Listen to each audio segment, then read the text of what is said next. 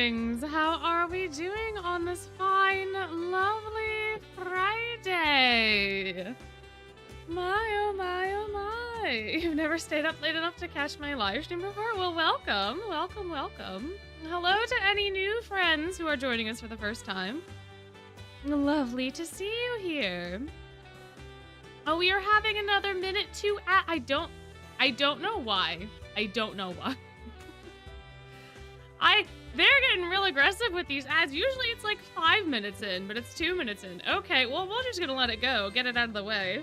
Yeah, I know. I don't understand, but I'm just gonna let it get out of the way. I'm so sorry to everyone who already received an ad and now has to get another ad. I put it on 30 minutes. I know I did. I think it's because I skipped an ad last time and it just gets really aggressive after I do that. I don't know. I don't know, man.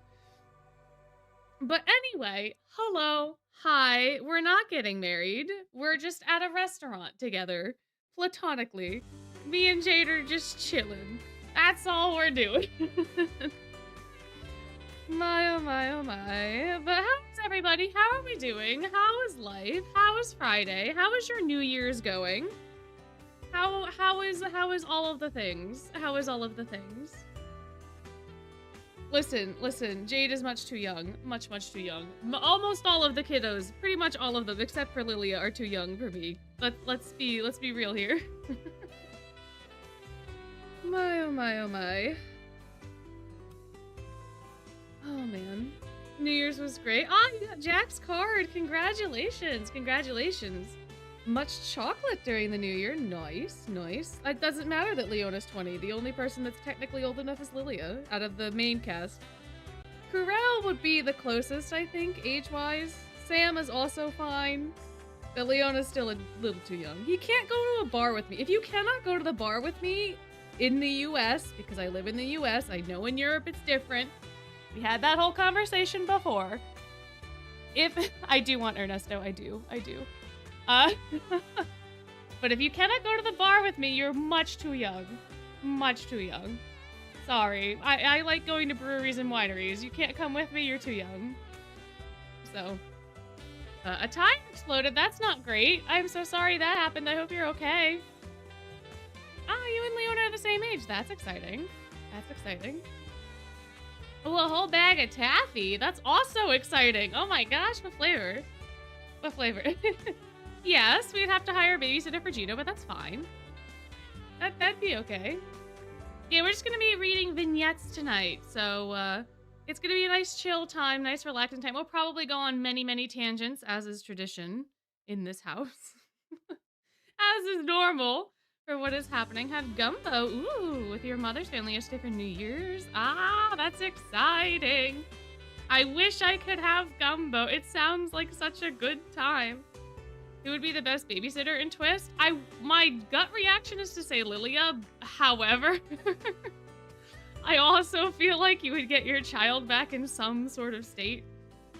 He did manage to raise 2-ish kiddos, so I guess. But yeah, realistically, probably Train. Train is a little strict, but I think Train would do a good job. I think he'd be nice and chill.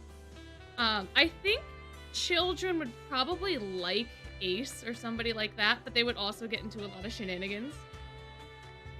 Oh yeah, Trey would be fantastic, because Trey even has his younger siblings, and he would just, you know... Yeah, or Jamil. Jamil's good at keeping Kaleem alive. He could probably keep a child alive. I don't want to give Jamil too much extra work, though. That's the problem. That's the problem. Hello, welcome in. We're just chit-chatting, And he can steal their teeth? I guess he could. You know, you're not wrong. Children do tend to have teeth fall out, so Trey could steal them. Yeah, sure, okay. Hello, welcome. Oh yeah, Jack would be a really good babysitter too. He also has younger siblings, right? So, yeah. A child may be easier to watch than Kaleem. I think the child and Kaleem would get along really well. Jamil could be the babysitter and he could just watch the two of them. It'd be a good time. My, oh my, oh my. Yeah, any of those I think are good options if you were going to choose a babysitter. Because I feel like a lot of other kiddos, like Deuce would be fine, Apple would probably be okay. I mean, Vil would probably actually be okay. I don't know if the Vil would want to, but Vil would be decent enough. You'd definitely keep a good eye on the kiddo, that's for sure. Gino with Trey or Lilia? I don't know. I don't know. I think I would probably ask Trey first, depending on the situation. Vil might scare the child. I don't know. I suppose he is very intimidating, but I feel like children aren't intimidated by the same things as adults are. I don't think that they would necessarily be intimidated by Vil. I think they'd just be like, wow, you're pretty, let's go play checkers or something. I don't know. How old is Gino? Do we actually know how old Gino is? Like what canonical age Gino is? Because we know Ernesto's. But listen, listen, I don't know, guys. I don't know what kids do these days. I don't know what games they play. When I was younger, I was obsessed with checkers. I never knew how to play it ever, but but I would like it. 12? Gino's 29. That'd be a wild twist. He'd be like the little fox in Zootopia. He's like 8, 9, 12. Could be, could be. Yeah, I don't know. Yeah, listen, guys, my lore is that I am a vampire, and you expect me to know what the kids are into these days, hundreds of years after? No, I refuse. Cat, no. Stop. Stop while you're ahead. Stop. I had enough of that over Thanksgiving with all of my little nieces and nephews. Nieces and nephews? No, cousins. I'm an only child. They're not my nieces and nephews. They would be my cousins, I think, in that. Yes? No? I don't know family words. All of the little ones in my family that I am not directly related to. Every other sentence was that silly little meme. And I don't know why. It doesn't mean anything, right? But it has gained meaning by not meaning anything. It is cousins. Okay. I thought nieces and nephews was the wrong word to use. Okay, so it is cousins. It is cousins. Ernesto needs a babysitter to take care. Yeah. You annoyed your little cousin by chasing him around doing that meme. That is the fun thing, though. You can weaponize it against them again. I think if you just, like, depending on the kiddo, you can just pretend to be confused, and you're like, 6? And what does that mean? No, I want to understand, like, you know, and then they get frustrated, and then they stop. I don't know. He's 15 and he hated you doing it. Yeah, fair enough. Some of the kids in your AP class did it. That's also fair. Which one of the twist boys? Oh, Riddle, 110%. You cannot convince me that Riddle would not be super upset. Because the kids would just say it around him and he'd be like, well, Queen of Hearts rule 67 is da-da-da-da. And then they'd be like, no, 6, 7. And he would get so frustrated. So frustrated. There is that, like, TikTok of that scenario, though, where Deuce, I think, is asking, maybe, and Riddle is just like, 6, 7. But, yeah, I will, too. I can also see, for exactly the reason you're saying, because it's so unsensical. But, your tablet doesn't want to watch you. Let them, oh, no. Oh, dear. Yeah, exactly. Yeah, I don't know if it's I guess is it TikTok, YouTube, both? I don't know. One of the places they have the short videos, it popped up. But Jamil ready to jump Kaleem for doing it. Oh yeah, no, Lilia would use it for the rest of the Insomnia, and Lilia would also teach it to Kaleem. 100%. 100%. The whole pop music club would learn it. Oh, well, I assume Cater would probably know of it because it's an internet trend. He would probably already know about it and be ready to chill. Yeah. My. Keep all confusing the youngsters. Yeah, exactly. He would start the trend on NRC for sure. I don't know. Oh yeah, Edie would know about it too, but he'd be like, the normies. Hello, welcome. Someone pay the EN cast to say 6-7? Did they? Did they now? Uh-oh. Uh-oh. My, oh my. Yeah, Kate would teach Lilia, and then Lilia would teach Kaleem. Exactly. Exactly. That is exactly how that would go. It's on TikTok? Ah, okay. Perhaps that's why I haven't seen it then. I don't have a TikTok. TikTok's terrible for me. I spend so much time on TikTok. I had to delete the app. But now Instagram is the same exact problem for me. Because Instagram also has the Reels now. YouTube too, although I don't like YouTube's interface nearly as much, because on Instagram you can do the 2x speed, but you can't do that on YouTube, so I tend not to watch shorts on YouTube, but... My. If he starts, he's not gonna stop. Uh-oh. My, oh my, oh my. Ortho blocked it from his eyes. Oh no.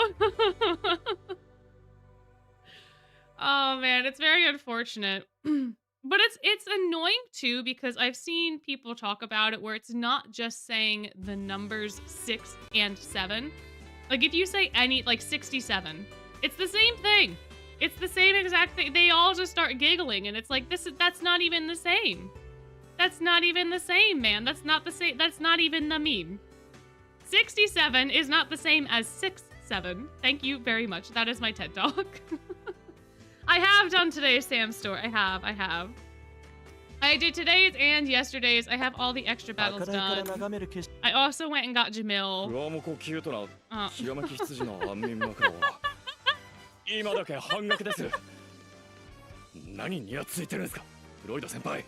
別にっていうか、そんな小声じゃお客さんに聞こえないっしょ。しっかり声出しなよね、ウニちゃん。I have never paid attention to what they say.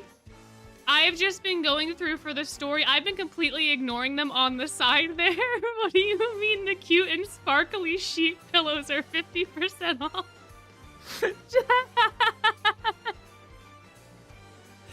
Oh man, oh that's so funny. Oh, I should start paying attention to that.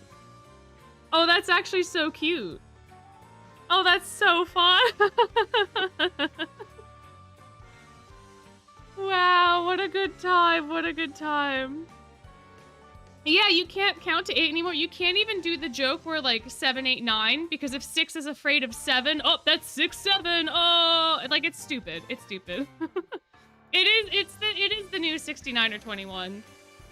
But I feel like because it's just a random number, it feels less exciting, because like 69 has the other undertone. Same thing with 420, right? Or like 360, right? There's another like added layer to those numbers that makes the that makes the meme. 6-7 is just a random number. So like it's just interesting. Oh, revitalizing a phrase from the 14th century. Might be. Oh, you got Masquerade Mal to uncap 3. Nice. Wait, can we groovy the New Year's cards or no? Did they accidentally unlock them again or no? I got Floyd. I don't even think I leveled him properly. I don't think I did anything with his card. There he is. Oh, the event filter would have been way more helpful than doing what I did. Can we? No. Oh, no. Oh, they didn't leave these ones unlocked. Oh, how unfortunate. Well, we can still unlock the vignettes, right? Or are those also? Or are those the same thing? They're probably the same thing. Oh, it's furniture. It's not even a vignette. Oh, that's sad.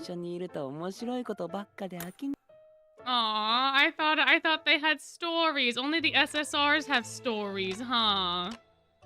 Well, that's sad. That's sad. Oh, well. Oh, okay. Thanks, Floyd. Thanks, buddy.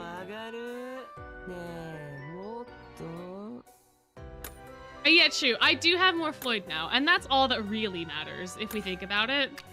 For like, you know, more than 2 seconds. Having more Floyds is always a boon. And we also have a Jamil. Which, that's not the button. This is the button. Not that we're gonna be able to read these, but, you know, might as well open it up. You're gonna be skipping Platjack Mal. Yeah. 遊びや流行りについてはあまり知らないし。 Yeah, this is a rough month for Malleus fans, right? Because you have New Year's Mal right now. You have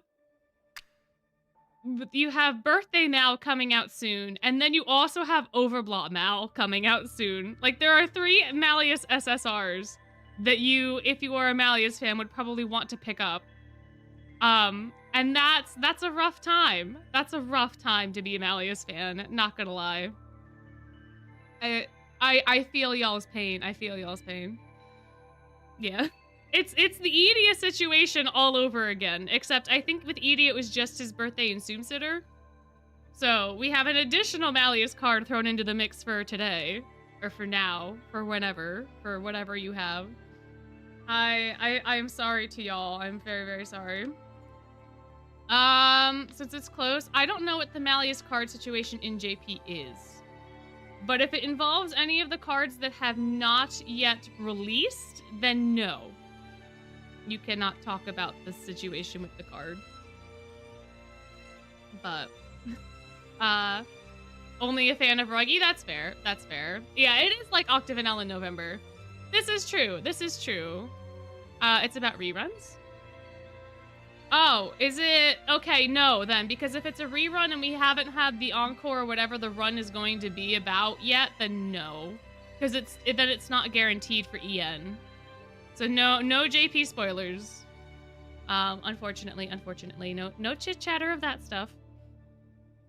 So, you're hoping the one SSR key would give you a different dorm boy? Ah, you got Cater. You got Cater too? I feel like a lot of people were ending up getting Cater the other day when we were all chit-chatting together. I got Cater, you got Cater, but some other people also got Cater instead. My. Saving up for literally any Apple card. That's fair. That's fair. Oh yeah, that's right. I have to save all of my gems for the Tweels this year. I gotta try to get both of them this November. Oh dear. Oh dear, oh dear, oh dear. Rerun of a card only, no event tied to it. Yeah, still no. Still no. If I listen. I try not to be too aware of the JP server because I don't want certain things spoiled for me. If the card's rerunning, but there's not an event tied to it, then it would have to be like the Overblock cards or something similar. Which at this point in time, nah. Got Jamil again. Somehow someone got 3 Lilias in one pull, but no Malleus. Oh, that's rough. That's rough. Skip New Year and Birthday Boy to get Overblot. That's my plan. I wanted New Year's, but Overblot is happening as well. So, like, I don't know. I don't know. Technically, I have enough. Technically speaking, to get Malleus if he shows up at 100, but also if Overblot Mal does not show up at 100, then I'll be really screwed if I use all of my keys now. Although we will get Mal's birthday in between now and then, I believe, right? Because it's the end of the month. And there's also some sort of promotional campaign that will be happening when that happens. So that may also help. Depending on what the actual promotional campaign is, I don't know, because again, I don't look at JP content, so I don't know if it's the same as what they did over there. But I also want a couple other cards that are in the newest series, so I also kind of want to keep my gems and stuff for them, because I don't know, man. Also, I got Cater really early, so I have a feeling I wouldn't get Malleus till 100 if I even got him. I don't know, man. I don't know. Tough decisions, man. Tough decisions. Very, very, very, very tough. Oh, your birthday's also before him. I see. So then you'll have 2 key sets. Exciting. You got 4 New Year's Floyds in the span of 1 10 pull. That's exciting. I love that for you. That's such lovely luck. I hope you like Floyd. I hope you wanted Floyd. I hope that was a boon to you as well. You want a silver SSR, so you might want to wait till his birthday. That's fair. That's fair. I can never remember anybody else's birthdays. The only people's birthdays I actually know are Azul, Jade, and Floyd, which should come as no surprise to anybody. I always think that Malleus's birthday is in December because keep thinking that his birthday is the same as Zhongli's, and that's not true. I think it's because they're both dragons. But I keep thinking like, oh, Malleus's birthday is like in December. Malleus is like on Christmas. It'll be fun. Yeah, we should probably also do vignettes at some point. We've been yapping for like 20 minutes. I don't mind chit-chatting with y'all, to be honest. But we should probably end up doing vignettes. I know not all dragons are the same. I know. Lilia's is January 1st to signify he's old. That, and he just completely forgot when his birthday was, so he just decided to put January 1st as his thing. All right, so there was a request for Labwear Floyd, so I think we can start at Labwear Floyd. I think that makes sense for us to do, maybe, potentially. But are there other vignettes that people have requests for? Other vignettes that people want to see? We could also go through Cater because I just got his card and I have not seen his vignette before, so that could also be fun. But let me know what you guys want to see. Birthday Boy Azul. Birthday Boy. All right, so B Boy Azul. Edia. Oh, Malleus and Edia both have birthdays on the 18th. Are Malleus and Edia also on? Do we get two? We don't get two. They don't have the same birthday, right? Their Juice gets ready to throw down with Mal. The Malleus Labwear one is so funny. Labwear Edia. We could do that one as well. I honestly don't remember what happens in that at all. Any Epel. Mal. We could do Mal Labwear. I think we did Mal Labwear on one of the other vignettes in Chill, but we can do it again. Epel. And then, oh, Edius is in December. Oh, okay, I see. He's his past his. I see. Silver Ceremonial. I think we also did that one before. I don't remember. It's the Beck Ceremonial. I don't think we did. We might. I don't know, guys. I don't know what we've already done or not. Jade Labwear. We can do that as well. Oh yeah, that's his little mushroom one. That's his little mushroom one. Alright. Ruggy Dorm Rook. Jamil Ceremonial. My brain combined those words very unfortunately. Whose SSRs do I have? That's a good question. I have quite a lot, mostly Octavanel, if you can believe it. But I have the Halloween boys that are currently out, Crowley, some Lilias, a couple of Sebeks. I have a couple of Mals, 2 Orthos, 2 Edias, 3 Rooks, 1 Epel, 2 Vils, 3 Vils, 2 Jamils, 1 Kaleem, a lot of Floyd, a lot of Jade, a lot of Azul, and then Ruggy, Jack, Leona, and then all of the Heartstable Dorms plus Deuce is whatchamacallit. Any of the Glorious Masquerade cards? Birthday Mal? We could do Birthday Mal. We could do Birthday Mal. Stargaze Deuce. We have Azul, all of them. Every single Azul SSR. Fairy Gala Ortho. Birthday Vil. I think maybe we do like a birthday compilation. We can do Birthday Boy Azul, Birthday Boy Mal, Birthday Boy Vil. Because those ones are fun.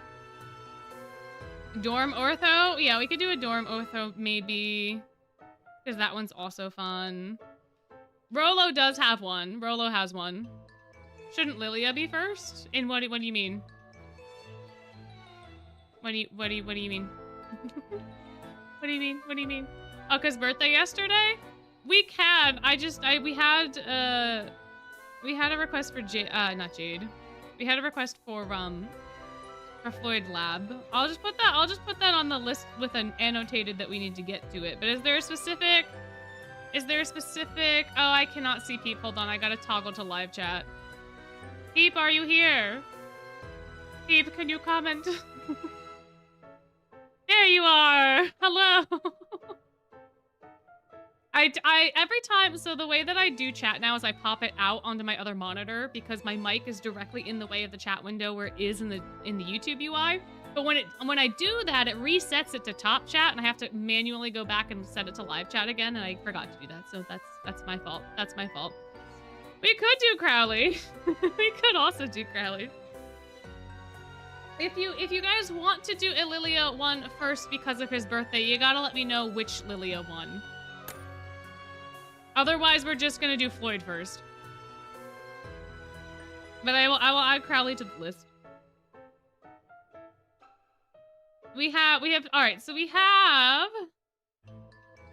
besides Labwear Floyd, we have requests for Birthday Boy Azul, Labwear Idiot, Labwear Malleus, Anything of Apples, Silver Ceremonial, Sebek Ceremonial, Jade Labwear, Ruggy or Dorm Rook, Jamil Ceremonial, B-Boy Mal, Stargazing Deuce, Fairy Gala Ortho, Birthday Vil, Dorm Ortho, Floyd Lab, and then Crowley. And then all of the Glorious Masquerade cards. I have no Zoom cards. I have no Zoom cards because Azul took 100 of my gems and then did not show up. And I am still salty. So I have no Zoom cards. None whatsoever. That have vignettes, I should say. Music Club Lilia, you want to do Ceremonial Robes Mal. I feel like we did that one though before.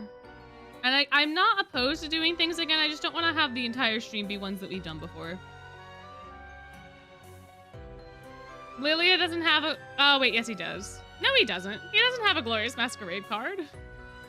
Lilia wasn't in Glorious Masquerade. You're gonna go through all the standard cards, but today's not that day. Fair. Yeah, no, Ruggy and Dorm Uniform Rook are on the list. They were in the middle. He has Playful Land. Yeah, he's got Playful. But his Playful Land card, where is it? Oh, it's here. It's an R card. There it is. I was like, where did it go? Alright. So I think, what did somebody say? Club Lilia? But Club Lilia doesn't have, Music Club Lilia doesn't have a vignette. It only has furniture. Neither does General, actually. I don't have any SSR Lilias that have story. Legitimately only the SRs. That's so unfortunate. That's so, I have the R cards and then the SR cards and then that's it. Liongarb Lilia, do we want to do souvenirs as souvenirs? We can do Liongarb Lilia. We can do Liongarb if we want to start his birthday off like that. Alrighty. We'll do Liongarb first, then we'll do Lab Floyd because that was requested before stream started, and then we'll go through the list and do some birthday boys and some other stuff. So, alright.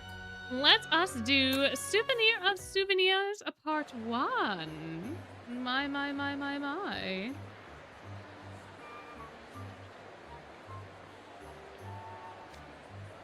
Halim and I decided to hit the town to make the most of our time before the bead brawl.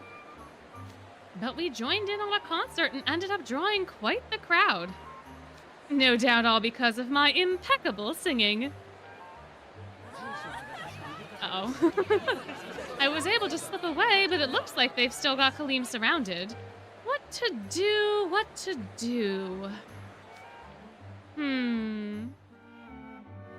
He looks like he's having a nice time chatting, so I suppose he doesn't need rescue. While I'm waiting for him, I should see what the shops around here have on offer. Whoa, excuse me. What I love about a bazaar is all the different aromas that end up mingling together. Huh? Is that?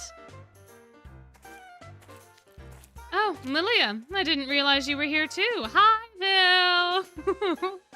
Also, we should not have abandoned Kalim. I think abandoning Kalim in a foreign country is a bad move. But that's okay, we got Vil now. Let me guess, you're shopping? Indeed I am. I was surrounded by vendors until a moment ago, but I finally managed to escape. Well, would you look at that? They sell gift sets of that hibiscus and baobab mixed drink we had yesterday. Perhaps I'll take some for the road. I've gotten everyone else a treat. My skin deserves something special too. Oh, you're shopping for souvenirs then. As are you, I take it? Can't have too many, I say. Huh? Oh, look at that detailing on these little warthog tchotchkes.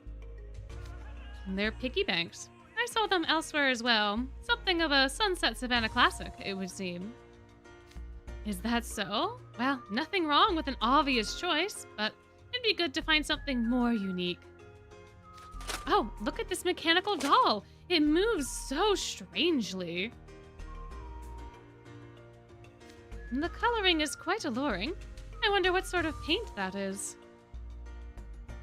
I bought some battery-powered kids' toys for Malleus once, and he really liked it. I bet he'd like this just as much. Though the more I look at it, the more I see how delicate it is. Malleus is far more powerful than the average person and doesn't hesitate to show it off. I doubt this doll would hold up against him. Poor R.I.P. Mal. You might be expecting too much of a child's toy. Maybe. Better think it over. It's always tricky picking a souvenir for Malleus, but that's what's so fun about it. I know what you mean. When presented with a challenge, one likes to overcome it. Indeed, but there's just so much to choose from. I'm not sure I could pick something even if I had all the time in the world to browse. And I'm not only shopping for Malleus, but Silver and Sebek too. Come to think of it, I've had a lot of fun buying those two souvenirs over the years. For a while, I always brought home traditional garb for Silver. He dressed himself in the most eclectic outfits. The top one from one region, the bottom from another. I could hardly believe it. So many different patterns competing for the spotlight. It boggled the eye. What a shame. A simpler outfit would be better showcase the material. One time I bought Sebek some extra fancy clothing, the kind you'd usually see on the rich and famous. He said I could never wear such a fine garment, it ought to be Malleus's. And he never did put it on. Oh, and I got each of them matching t-shirts once. They ended up wearing them on the same day. Oh, I can see it now. Sebek yelling at Silver to go change, and then Silver being like, yeah, sure, this isn't worth fighting. I can imagine. It was pretty funny, but they were not pleased. You certainly have a lot of anecdotes. Do you buy them souvenirs every time you travel? Yep, it's a bit of a tradition, because I used to leave the Briar Valley a lot. And I always brought something home to give them a taste of the culture I'd visited. Though, I remember one time I made Malleus really sad. Because of a souvenir?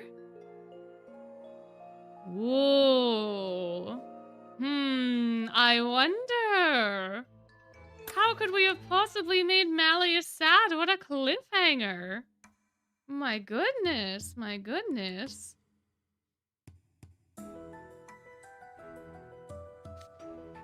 How long ago was that now, I wonder?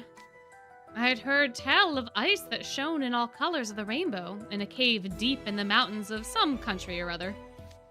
Rainbow ice?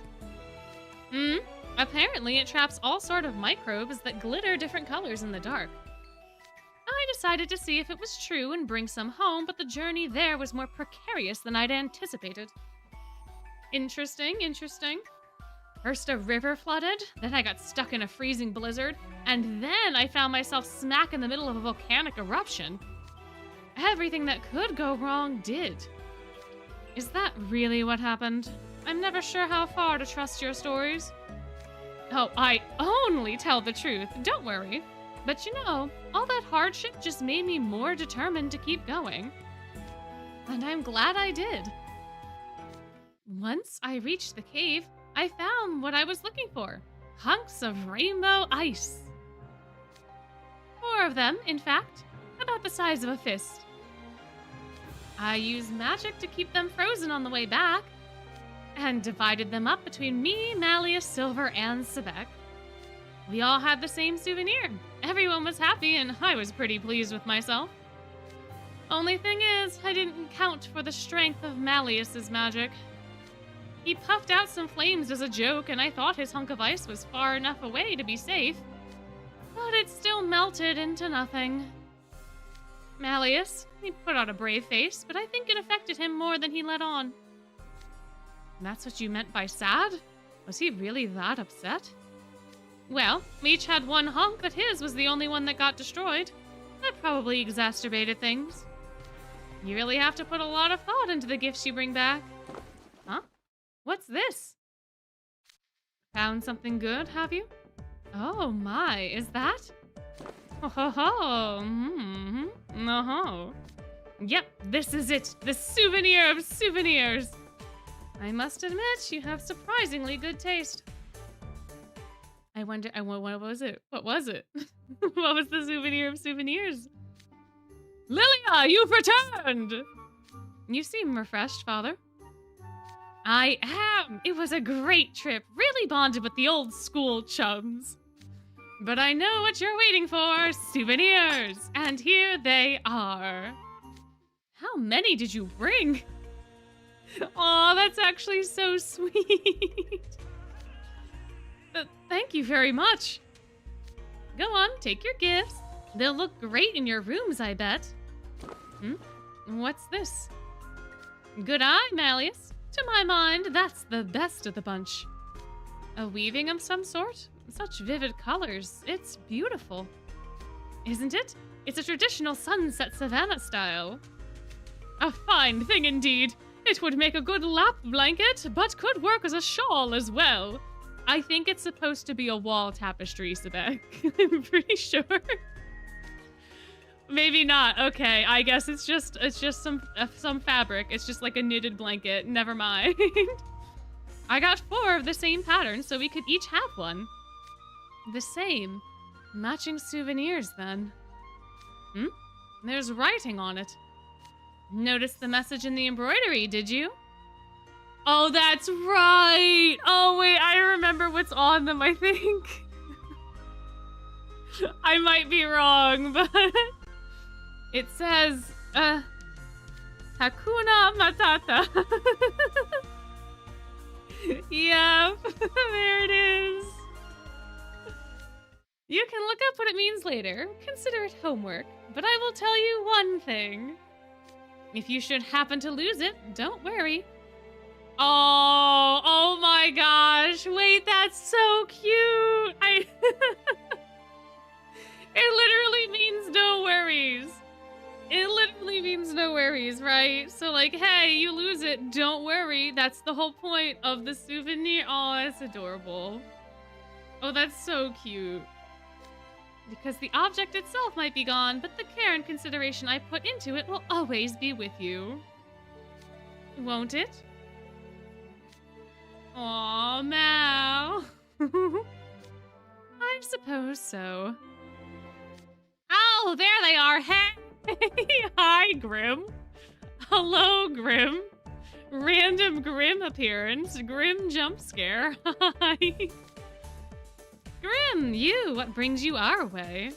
You had something they want to give you, Lilia, so we're gracing you with our presents. For me? Here you are. Everyone should get a look. Everybody, cuddle in. What is it? Huddle, not cuddle. Same thing, though. Same thing, really. Well, isn't that kind? Now let's see. What have we got here? A photograph? And of me, no less. Taken during one of your bead brawl matches. Pretty great shot, right? You can say thank you now. What are you demanding gratitude for? You was the one who took it. It is impressive, though. You really captured the energy of the moment. You look like you're having a great time, Lilia. Well, I do enjoy a bit of sport on a nice day here and there. What's the matter? Something in the photo catch your eye? It's your expression. I was just wishing I could have seen it up close. Come to think of it, Lilia, we've been seeing so many pictures of all the places you've traveled, but I don't think we've ever seen one of you yourself. That makes this a precious memento indeed. Look at you, fawning over a photograph. It's a bigger hit than any of the souvenirs I bought. Nice going, you. Never imagined anyone would be so happy to see a picture of little old me. They're your children, Lilia. Of course they would be happy to have a picture of you. They love you, buddy boy. Oh, hello. Welcome in, welcome in. My. There he is. I honestly have no idea how we supposedly get some of the angles of the photos that we take, but particularly the ones, you know, where people are like in their rooms and stuff. Him posing with a fish would have been so funny. I feel like Lily would absolutely be the type of person that takes one of those, but like in an ironic sense, you know? I feel like that is how it would go, but yeah, no. He was built different, I guess. I suppose, man. We stalk better than Brooke. Yeah, no, fair. Game logic, I suppose. I mean, if we had like a telephoto lens, it would make sense, but I don't think the ghost camera has a telephoto lens. I'm pretty sure the ghost camera is just like a regular little lens. I don't think we can swap that out, so. Goodbye, thank you for coming and hanging out.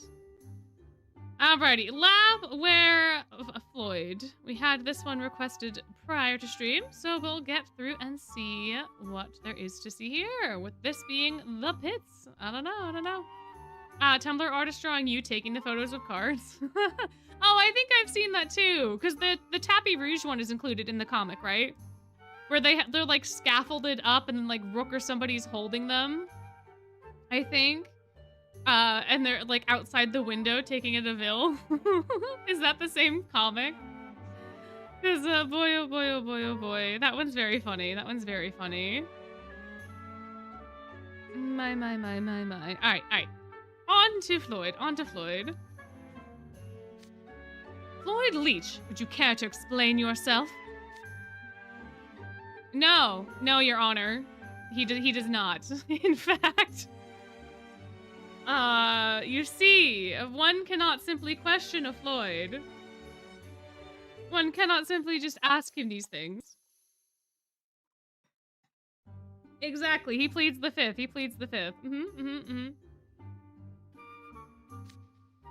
You're turning in my quiz completely blank. I can only conclude that you crave a taste of my signature discipline. Your Honor, he's pleading the fifth? He's pleading the fifth. You can't question him with these things, he ain't gonna answer. How long are you going to stay silent? Even puppies bark back when spoken to. Oh, there. Are we done yet, or did you have more barbs to sling my way? All this nagging is really harshing my vibe. You're bold, younger leech. Younger leech? What? Wait! Is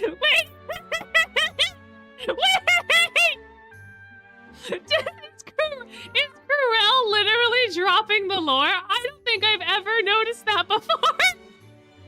Wait! How? How do you know? How do you know, Crowley? Wait!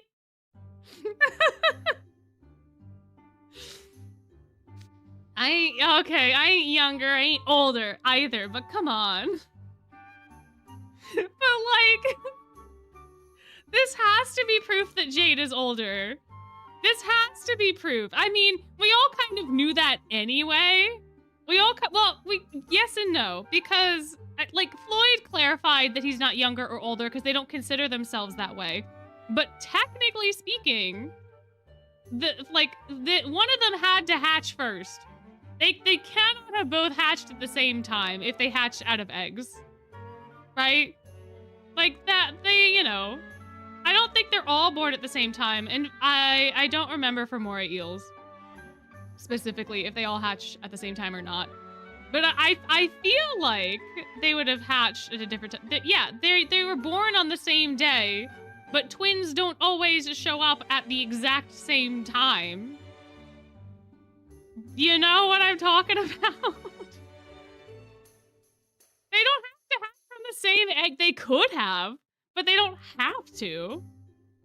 Yeah, someone would have had to come out of the egg first, even if they were in the egg. I don't know, man. I don't know.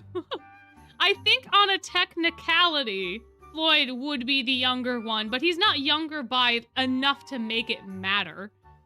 Which is the point that Floyd is making here.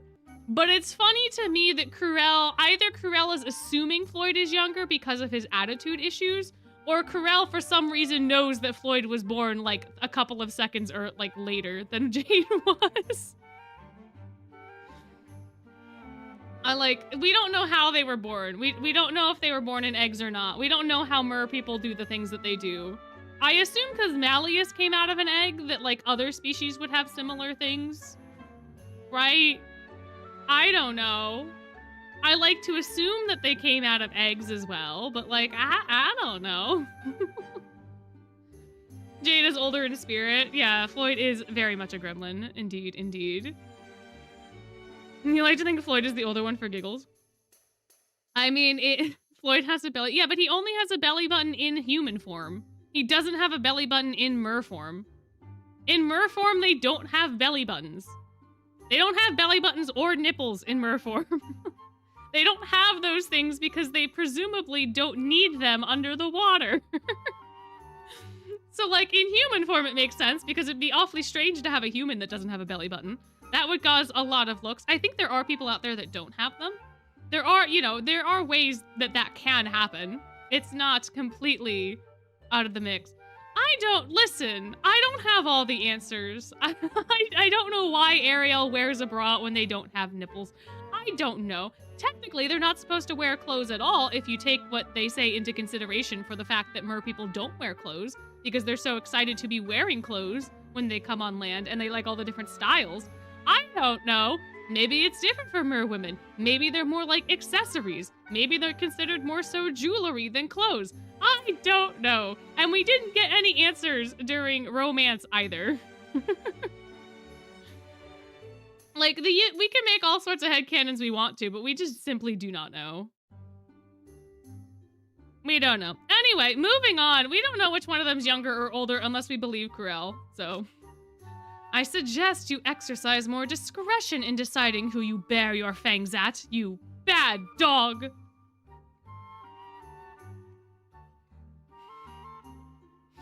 My, oh my, oh my.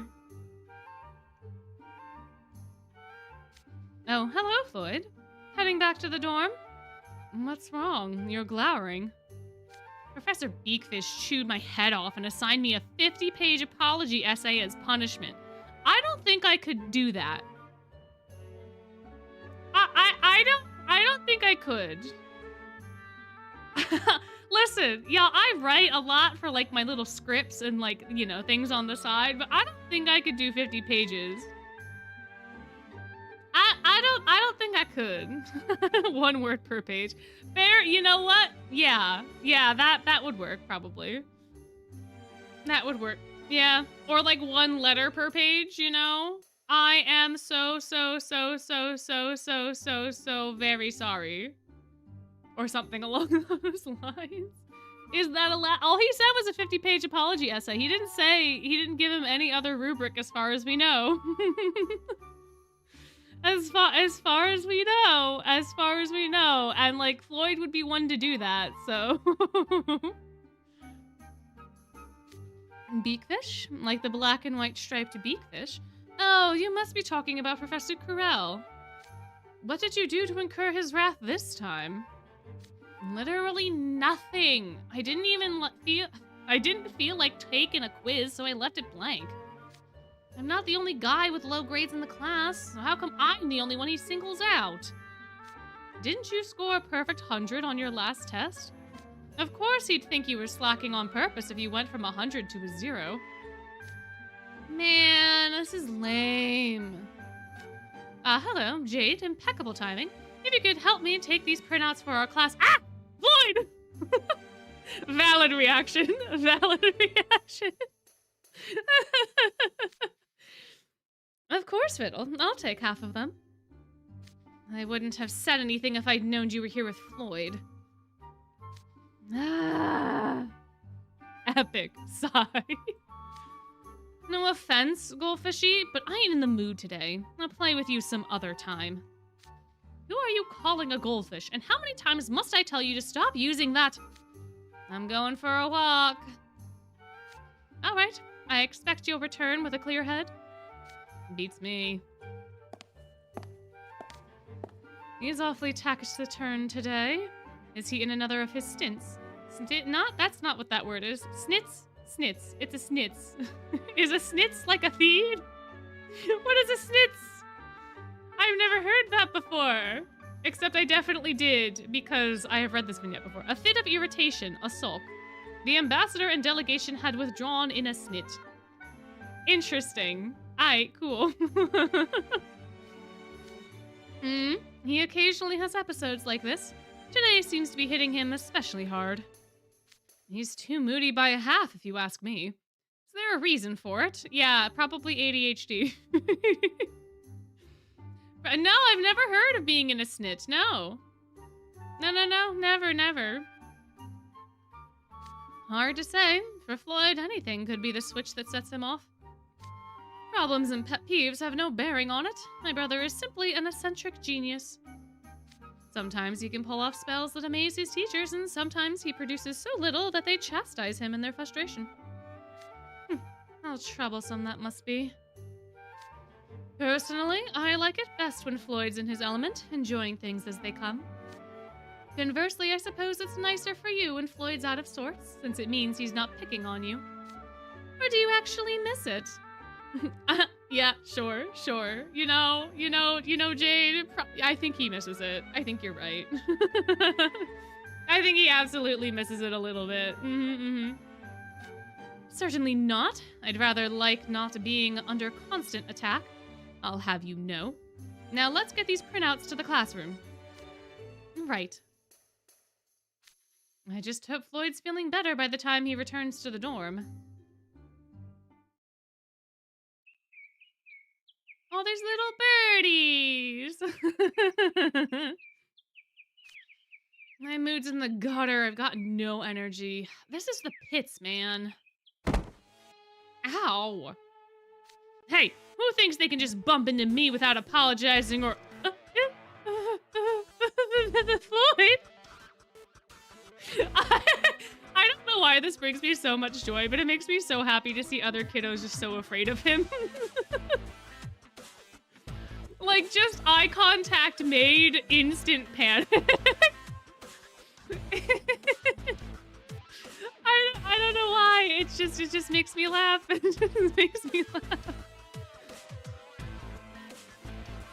Sorry, we didn't know it was you. So you knew there was someone. You purposefully bumped into them, and then you were gonna start shit. Oh man. I know NRC has this thing about it where this happens a lot, but it just boggles my mind how these teenagers continue to be teenagers. You're telling me the 16-year-olds are out here trying to start trouble? Unbelievable. In what world would that happen? I mean, yeah, true. Floyd is probably also twice his height. He's a very imposing figure. This is true. But yeah, and Savannah Claw at that. Yeah. Look, we don't want any trouble, so... Huh? Nah, don't feel like starting any. Wait, really? I said it's cool, okay? So how about you scram already before you make me want to ruin your day, too? Going now! Bye! I'm wiped. Jade's gonna get back to the dorm soon, and I want to be alone right now. Maybe I'll catch some Z's in the courtyard. I guess that's what he's going to do. I guess that's what's gonna happen. I suppose. Now that he got rid of the Savannah Claw kiddos, there's nobody there. There's nobody there to bother him, you know? No one here to bother him at all. But yeah, the sound effect is funny. Anytime the cartoon, like, run happens, it's just so fun. Ugh, why has this place gotta be occupied the one time I don't want any company? Oh, apples of the apple tree, I bid thee turn purple, purple. There, colors change. Oh man, it went pink. That's close, but still. How's that close? You can't even call it color-changing magic if your subject doesn't turn the correct color. Big words coming from the guy who literally can't turn anything, any color but black. Do do do do do do do. Why we painting it black, dude? Why we painting it black? He just wants to paint it black, I guess. Oh, hello, Floyd. Goth Deuce, yeah. Hey, Mackie. Hey, Krabby. Yo, Floyd, you might want to steer clear of this. We're practicing color-changing magic, and someone might wing you with a wild shot. The only hue you're good at is being a huge dummy. Watch yourself, Floyd. His color-changing magic isn't as stable as mine. It might burn your eyes. Oh my goodness. Oh my goodness. Who are you to criticize my aim, Dead-Eye Deuce? For crying out loud, do you guys ever stop? What are you doing bickering over baby magic like color changing? Do you guys want to get wrung out like a couple of dirty dish rags or what? Sorry, sir. Hey, is it just me or is Floyd in a fouler mood than usual? He's prone to pretty big mood swings. I see it from him in the basketball club sometimes. Just when you think he's playing and having a blast, next thing you know, he's totally over it and turns into dead weight on the court. Yikes, sounds rough. Hey, he sat on a bench. Is he seriously about to take a break over here? Hey, Floyd, like I was saying before, we're practicing applied magic right now. I'm kinda worried that if you chill there, what we're doing might end up bothering you, you know? Excuse me? Last I checked, it's a free country. I can sit wherever I want. Well, okay. We'll go somewhere else then. Are you suggesting I can't evade your lame attempts at magic? We didn't mean... Guess we can stay here and keep practicing, if that's how you want it. Seriously though, don't come crying to us if we hit you. Great, now he's ignoring us. Wait, is he sleeping? Bro could not care less. Bro could literally not care less.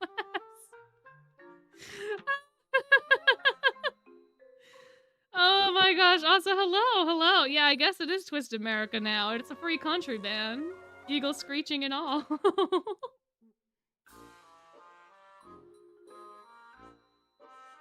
Oh my.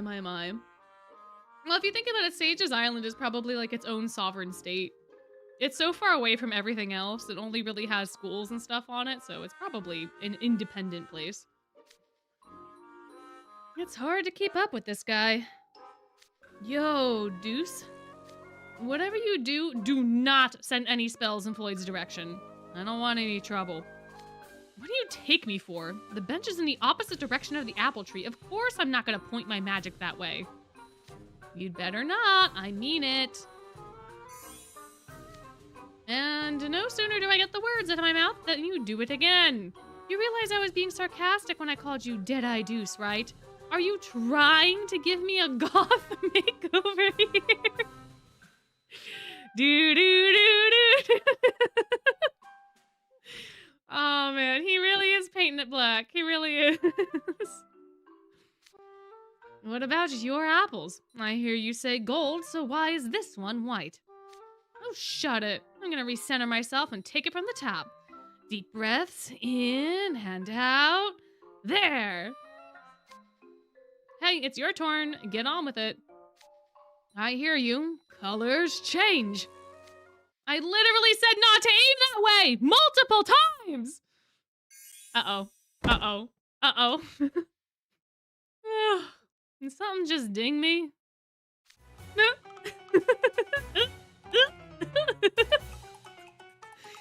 Oh, man. Oh, no. Huh? My clothes.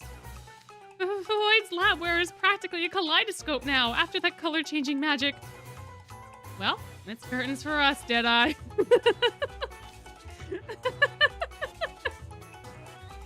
Man, oh man, oh man, oh man. Forgive me, Floyd, sir. I didn't mean to do it. How can I ever make this up to you? I had nothing to do with this. It was all Deuce, for the record. I wouldn't have done it if you weren't rushing me. Say what? You're the one who was... Uh-huh. Look at him. Oh my gosh. Look at the mess that they made. Look at the mess that they made. Not like the apples are not fully covered, but everything else, including Floyd. Look at him go, man. Oh my gosh. Oh, this is a big splash of yellow back here. I didn't even see that. I didn't know you guys could be so incompetent at basic baby magic. You guys are hopeless. Look at this complete mess of colors I've got going from head to toe. Pinks, blues, yellows. What color were you even going for? It's kind of funny being this colorful. He's laughing? Does that mean he's in better spirits? No?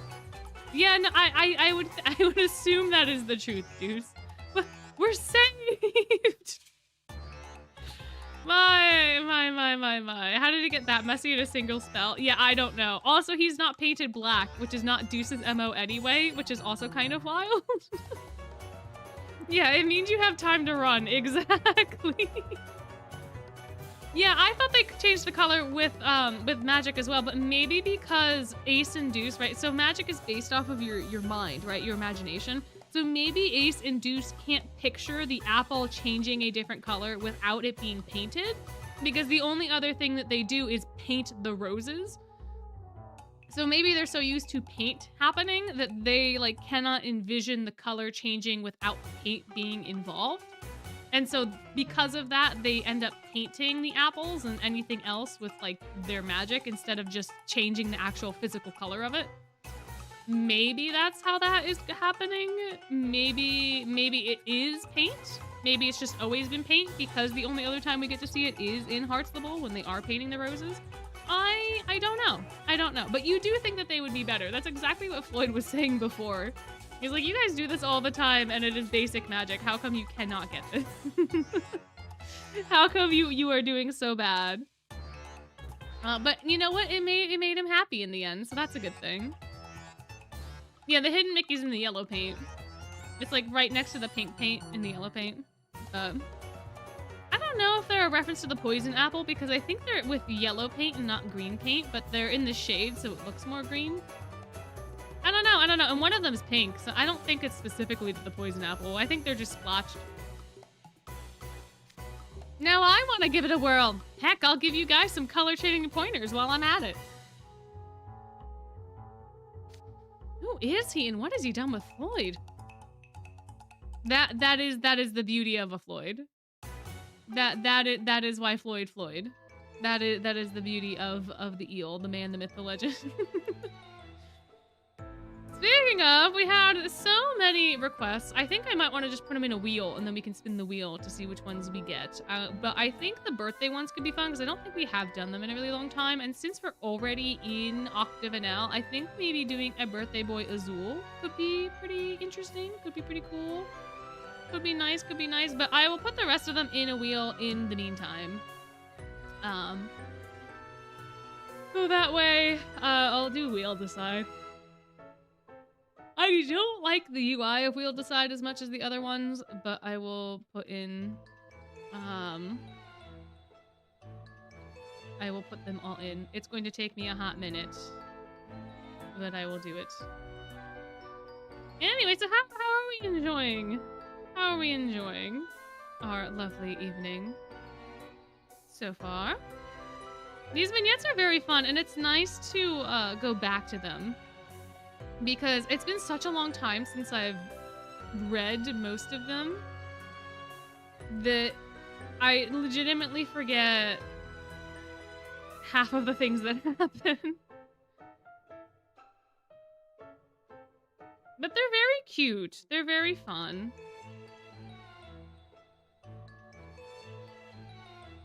Any buggy. My. Fish-related stuff. Eating fried fish tonight once it arrives. That's exciting. Imagine if Floyd got Cater's signature spell. Oh my gosh.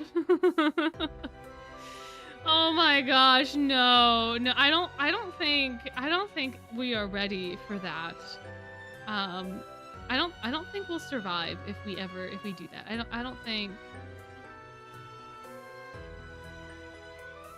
I don't know what I wrote. It looks like, oh, Stargazer Deuce. That's what that is. Got it. Figured it out. Perfect. So, am I struggling to write some stuff for Twist, but other than that, doing good. Fair enough. Oh, just got back from vacation. 10 hours in a car is too much. I agree. Wait, what spoilers for GP? There's a vignette you don't want to get spoiled on. Is it one that I have? I don't have, like, we're only going through the cards that I have. I don't know if any of them would be a spoiler for you at this point in time. Saying a Floyd implies multiple Floyds. Yeah. I mean, listen, I already have like five different things. I'm not seeing what you're talking about, Sandwich. All I see is if Floyd got Cater's signature spell. And we all know what Cater's signature spell is since the beginning of time. That's in, it's in Heartsable Book 1. I don't know what message you're talking about. We know everybody's signature spells at this point. Right? So... Boy Vil, Worm, Ortho. We did Floyd Lab, Crowley.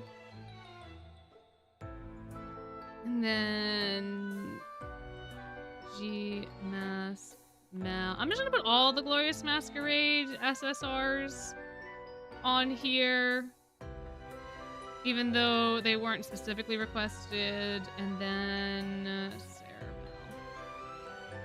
okay, apply wheel changes. Cool.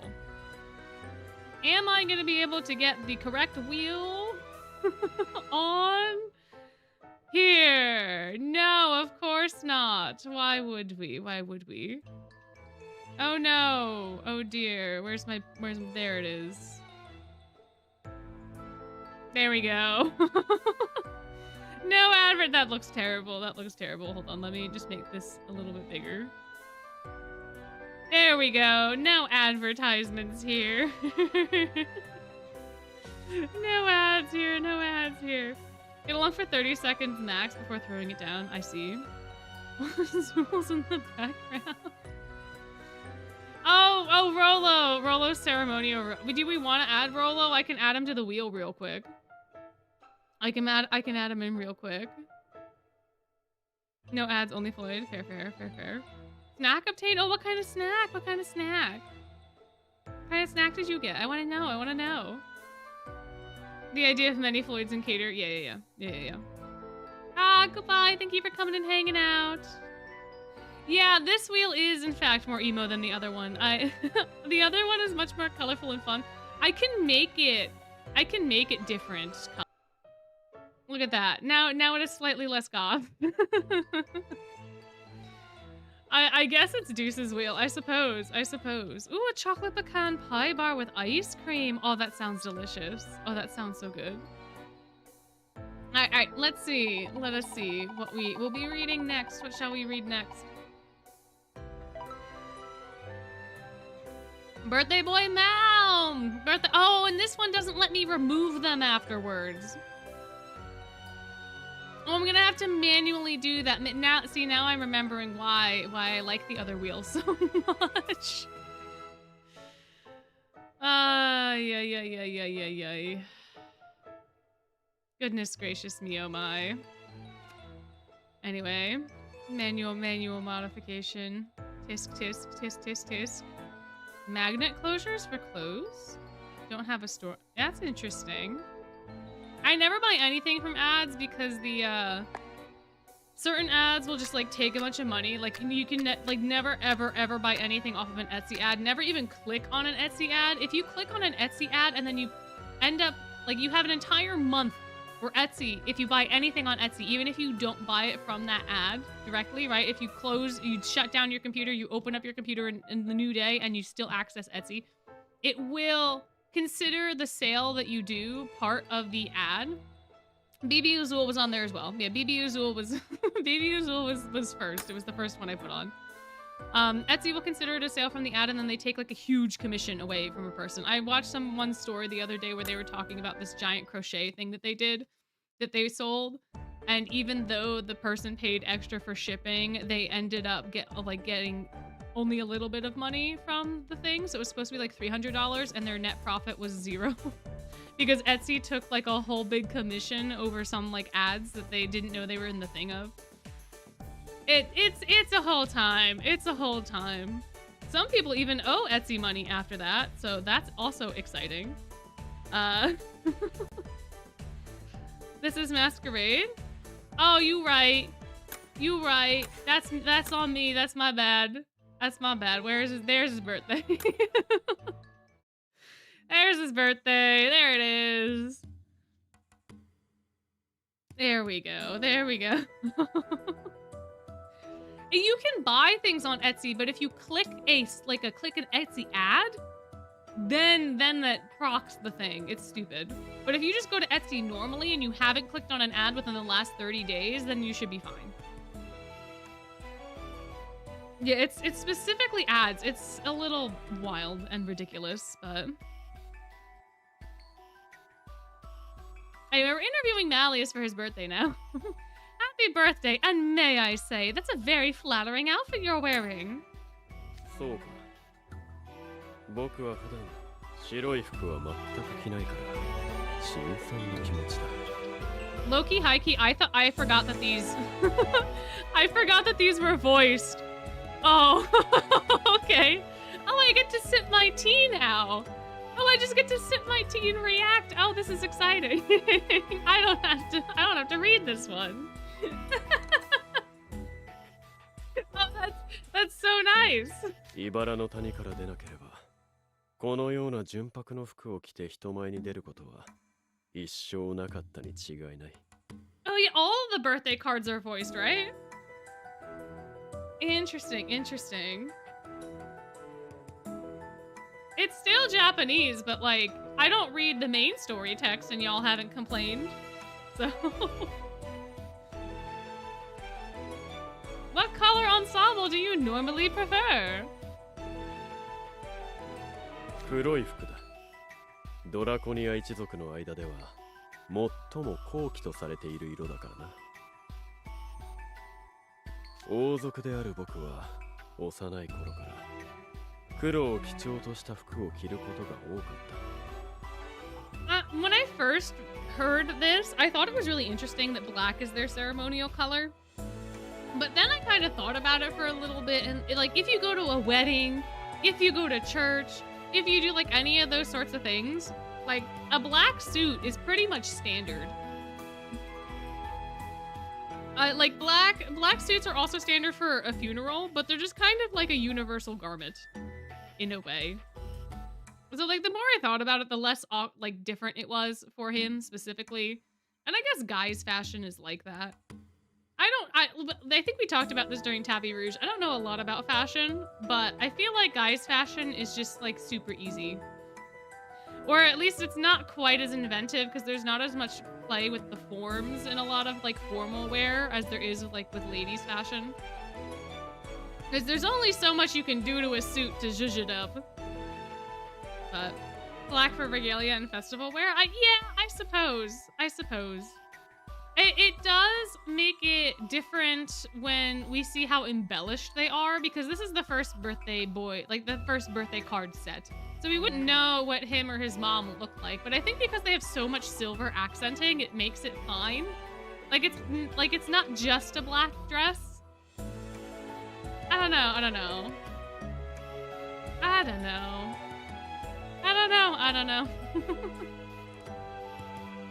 True, true. Like, Maleficent wearing the black dress, like, she's definitely more, like, drab and macabre, for sure. She's definitely a very goth-presenting person with her outfit choice and style.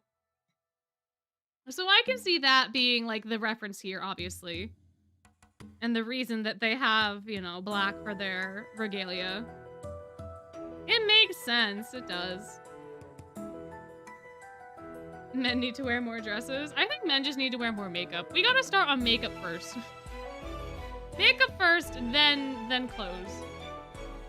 I feel like that's an easier place to start. 今回はせっかくの機会と思って袖を通してみたが、白も案外悪くない。Yeah, white looks good on you, bud. I mean, I think it helps too that there's so much accent. You got the sash, you got the little bow. Like it just kind of works. It just kind of works. How does it feel to be celebrating your birthday? 別に普段と変わらない。高揚するわけでも、感動を覚えるわけでもない。お前たち人間と違って、僕たち妖精族は数年で姿が変わったりしないからな。Tanis, yeah, that's fair. That's fair. 僕にしてみれば、人間が誕生日を迎えるときに喜んでいることが不思議でならない。It is very, very interesting that he says this because it's not just a human thing, I feel like, or not just a Fae thing. Like, for him, he's gonna live several millennia, so, like, what does a birthday matter in the grand scheme of things? Like, I get where he's coming from, but also, as I have gotten older, I have just stopped counting my age. Like, when people ask me how old I am, I have to do mental math. I'm like, it takes me, like, a solid minute. Because I'm like, oh, yeah, my birthday happened. Yeah, whatever. It was another day in the year that existed. So, the mindset of Lilia, I forgot my birthday, Van Rouge. Yeah, you know. Well, for Malleus too, I think he's gonna talk about it, but his birthday is also like a national holiday. So for him, it's very, very tedious. Aren't aware to wear armor in public, so you just wear what feels like it underneath the suit of armor set. Fair enough. Capes and certain patterns for men's suits get popular. That's true. That's true. I suppose. Why is that? 人間は寿命の短い種族だ。100年程度しか生きられないのだろう。Yeah.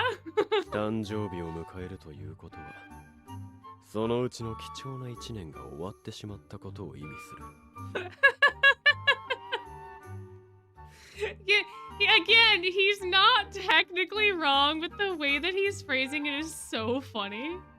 He's not mean. He doesn't mean to be mean, but the way that he phrases it is so funnily cruel. He's like, it represents the point in which their puny little life is draining away even quicker, right? So I don't understand why they would celebrate that fact. Like, Val, there are better ways to phrase this. それなのに楽しい気持ちで祝えるとは理解しがたい感性だ。I never thought of it that way. Usually it's like a celebration of your survival. The fact that you made it to then. 鈍感なのか、それとも少年が座っているのか。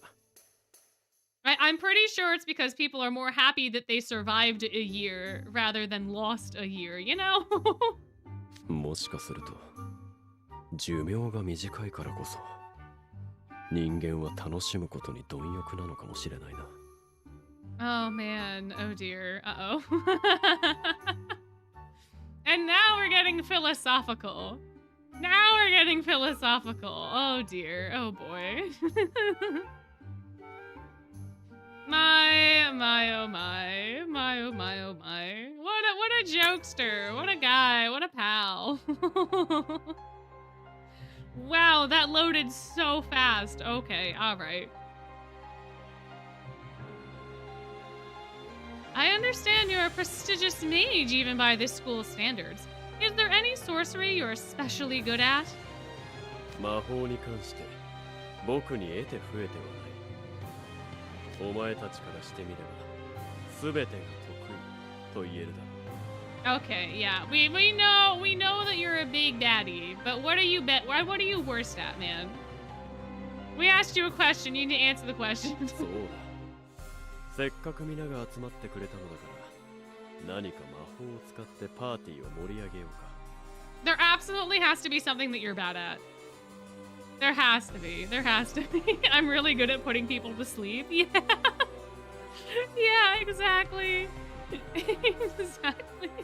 かつて茨の魔女は瞬時に城中に茨を張り巡らせたとい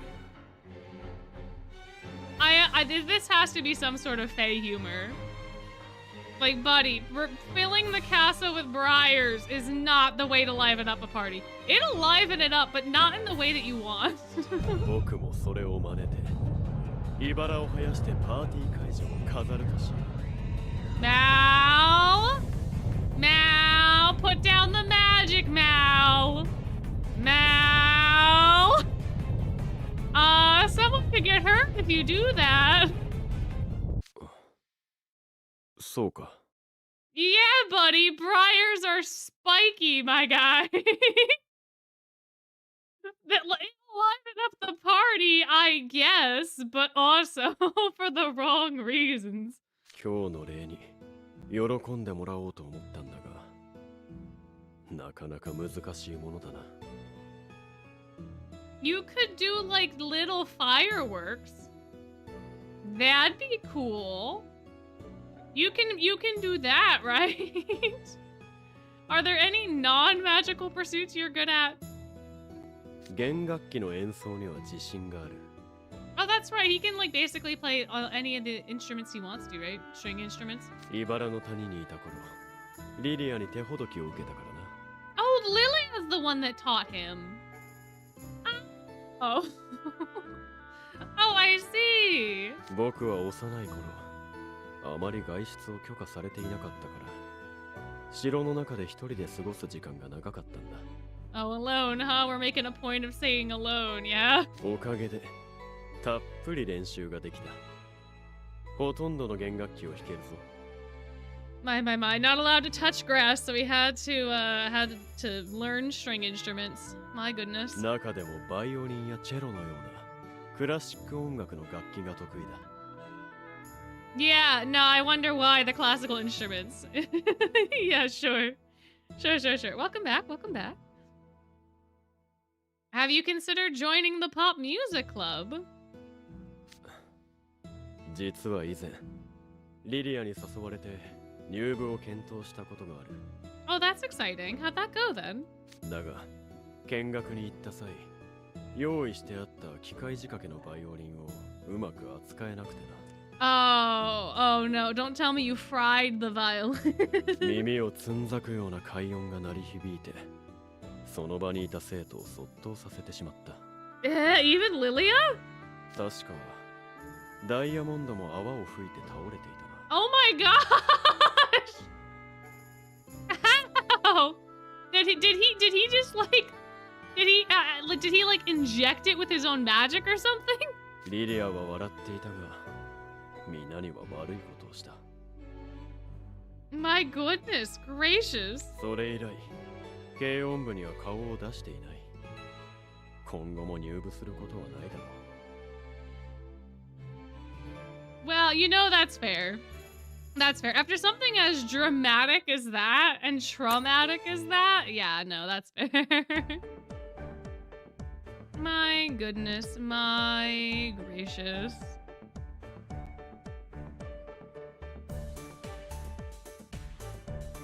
Have you got any messages from your family?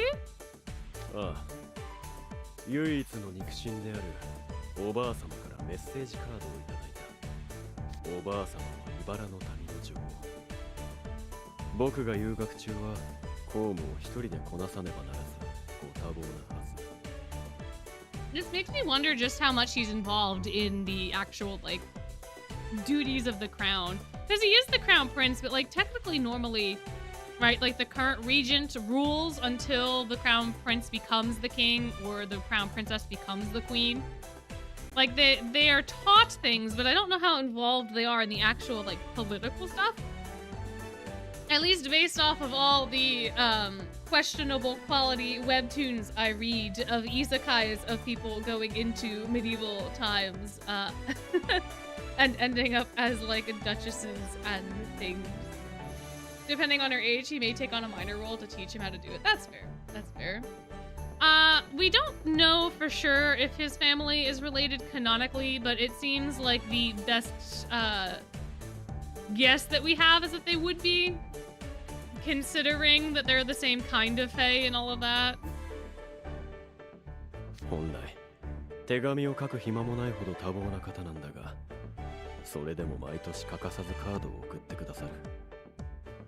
おばあ様のお心遣いには頭が下がる思いだ。It is very sweet that she doesn't ever forget his birthday. That is quite nice. That is quite nice. しかもカードにはいつも祝いの言葉だけでなく、バラの種が添えられていてな。Oh, that's right, the roses. The roses. 茨の谷にいた頃は毎年城の庭に植えていた。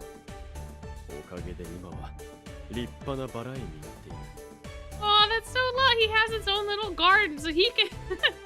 What we've learned today is that Malleus can do literally any form of magic. He can play any stringed instrument, and he can also garden and raise roses, which is a feat in and of itself. What a guy, what a pal. That sounds gorgeous. ああ、花が咲き誇る様ももちろん美しいが、散った後のバラ園は感性で趣深いぞ。僕の自慢の庭園だ。もしお前が茨の谷に来ることがあれば見せてやろう。Oh, I would love to see it. I would love to see it. We can go right now. I'm sure Crowley won't mind casting an enchantment on the magic mirror to let us go right now. I'm sure it'll be fine. What's your favorite food? Pivoting real hard off of that, are we, you? 評価だ。炎を吐くと口の中が熱くなる。そんな時に頬張ると格別な味がするんだ。Oh, that's so interesting. Oh, that's so wild. This is like the salt and sweet together, except it's hot and cold. It's almost like when you're in a hot tub and then you jump out into like a regular pool of water when your body's really hot, and you just get that rush of cold. My. 近頃は様々な種類の評価が作られているからな。味や見た目を比べるのも面白い。I wonder what his favorite type is. I think he says ice cream, right? そういえば最近棒の部分に当たりと書かれたものを発見したんだ。Oh my gosh. He won. He actually won one of those little like contest thingies. Oh my gosh. Oh my. I never thought anyone won those. I never thought anybody ever got those. You know, those when they put the sweepstakes and the popsicles or whatever. I thought that was just a marketing gimmick. I didn't realize that they actually had them out there. 貴重な品なので大切に保管している。学園を卒業したら茨の谷へ持ち帰るつもりだ。No, you're supposed to exchange it for the thing. You're supposed to exchange it for the prize. Oh. No, Val, no. It might be too late by now, depending on how long he's had the popsicle stick. Mal, you were supposed to exchange that. Mal. Yeah, you can headcanon that it's the saltwater ice cream or this whatever ice cream. Yeah, sea salt, I think, sea salt ice cream. What's your least favorite food? ホールケーキだな。甘いものは嫌いではないが、あれは大きすぎる。The fact that, like, I'll let him talk, but I'm always so surprised by the fact that nobody had the foresight during his childhood to know that a child would not be able to eat a cake that size. 誕生日などで供されるんだが、胸焼けがして最後まで食べきることができない。 They're not made for one person to eat, you know. もちろん知っている。祝い事の時に共に食べる者がいなかったんだ。He got so offended so quickly. He got so offended. Oh my gosh. Oh man. Oh man. My. Oh, so there have been people that have actually won. Interesting. Huh. They usually take the money, right? And then I see. But one person shared photos when they won a trip to where they filmed a 2000s Disney Channel. That's exciting. That's super fun. You want to introduce him to ice cream cake? I don't think that's weird. I don't think that's weird at all. But yeah, I am with you, Sandwich. I hate icing. I hate icing. So anytime that we get like a box cake or something from like other places, right? Like if you go to like Walmart and buy one of the pre-made sheet cakes, I just take all of the icing off. Even the Costco cakes. It's so much. It's so much, and all it is like oil. Because the way that they make the frosting is with an oil and not like butter. And there's a really good cupcake place around here that we sometimes get cupcakes from for work. And they use actual butter in the buttercream because you can taste the butter when you're eating the cupcake. But even that, there's so like half of the cupcake is icing. Like it's the same size. There's like a 1-to-1 ratio, and there's just no way that I can eat that. I don't know how people do. There's just so much. So much. Ay. Oh, strudel is so good. Man, I wish my Oma didn't write her recipes half in German and half in Hungarian, but like not in a way that makes sense. Because man, it is such a long time since I've had homemade strudel. Oh, I want it so bad. We have her recipes. They're just like, they're in a very weird mix of language. So technically, my family, we're, I don't really know where we come from, okay? My grandparents lived along the river in Germany, Hungary, the Danube, right? The big river. So they're just like called people of the river, Donauschwaben, right? That's what I was told to say. My dad said like, oh, if you go up to anybody that's from that area and you say Donauschwaben, they'll know what you mean. And every single time I say that, no one knows what I mean. But they technically, I think, were Hungarian, but they had in school and church was in German, but like they would speak Hungarian at home. So I don't know technically which side I am supposed to fall on of that, but they had a farm somewhere between the two. And then World War II happened, and then they got deported from the farm and brought to Berlin. So that was a time. My grandparents also got stuck in East Berlin for a bit, and then eventually they came to America. So like, wild family history. Not all that uncommon, I don't think, for people. Like they were not the only ones. There was like a whole group of people that came over with them that were like from the same area or like generically. So I don't know if I'm technically German or technically Hungarian or if I'm a little bit of both. But we've always just said German because that was like the main culture that was in their village was more German than Hungarian, from what I understand. So you gave the OCs German and Hungarian names. I guess you were onto something. I guess so. I have no idea if they were there when the Berlin Wall fell. I do know that they were not in East Berlin for that long. So the story that I was told by my father was that the two of them were sent up to Berlin. They became refugees in Berlin.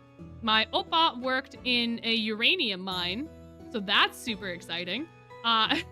And they were on their way to pick up a mattress from like a family friend that lived in Berlin because they didn't have anything, because they had just, you know, the stuff that they got to take in their little basket when they got evicted.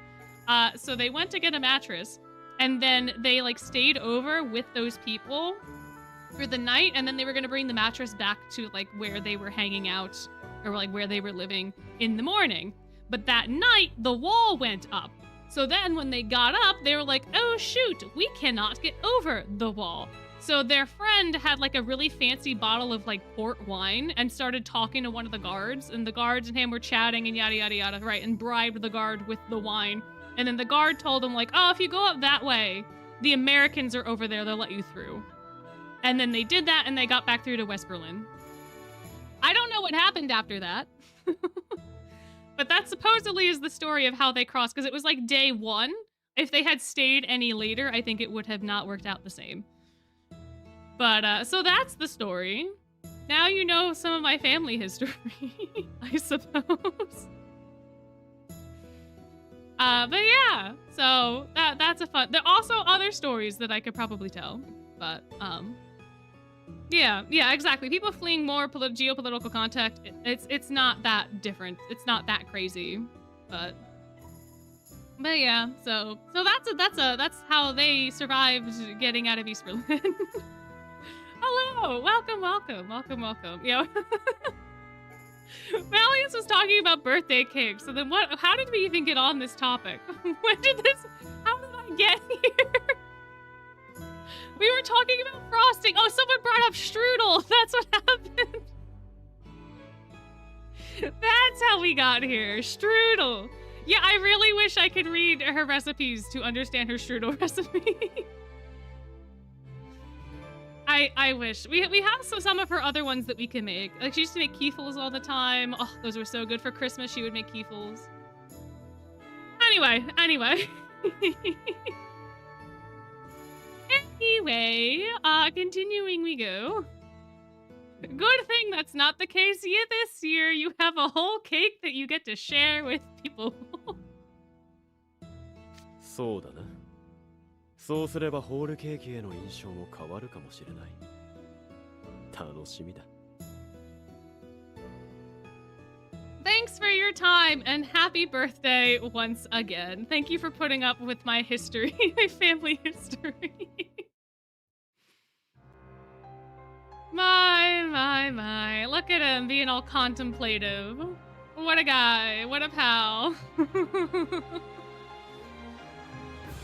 My. Yeah, and the cake looks a little different here. I guess maybe it's the lighting, but it looks green in the background, but here it looks like silvery and gray. And then there's cupcakes. There's so many, and there's ice cream. There's so many different little desserts. Yeah, he's got people to share his birthday with. He's gonna be able to eat the cake and stuff with other people this year. So nice, so nice.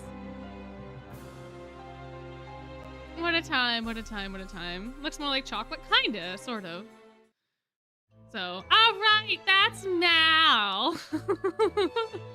That's B-Boy Mal. We should probably consult the wheel again about what we would like to do for our next one.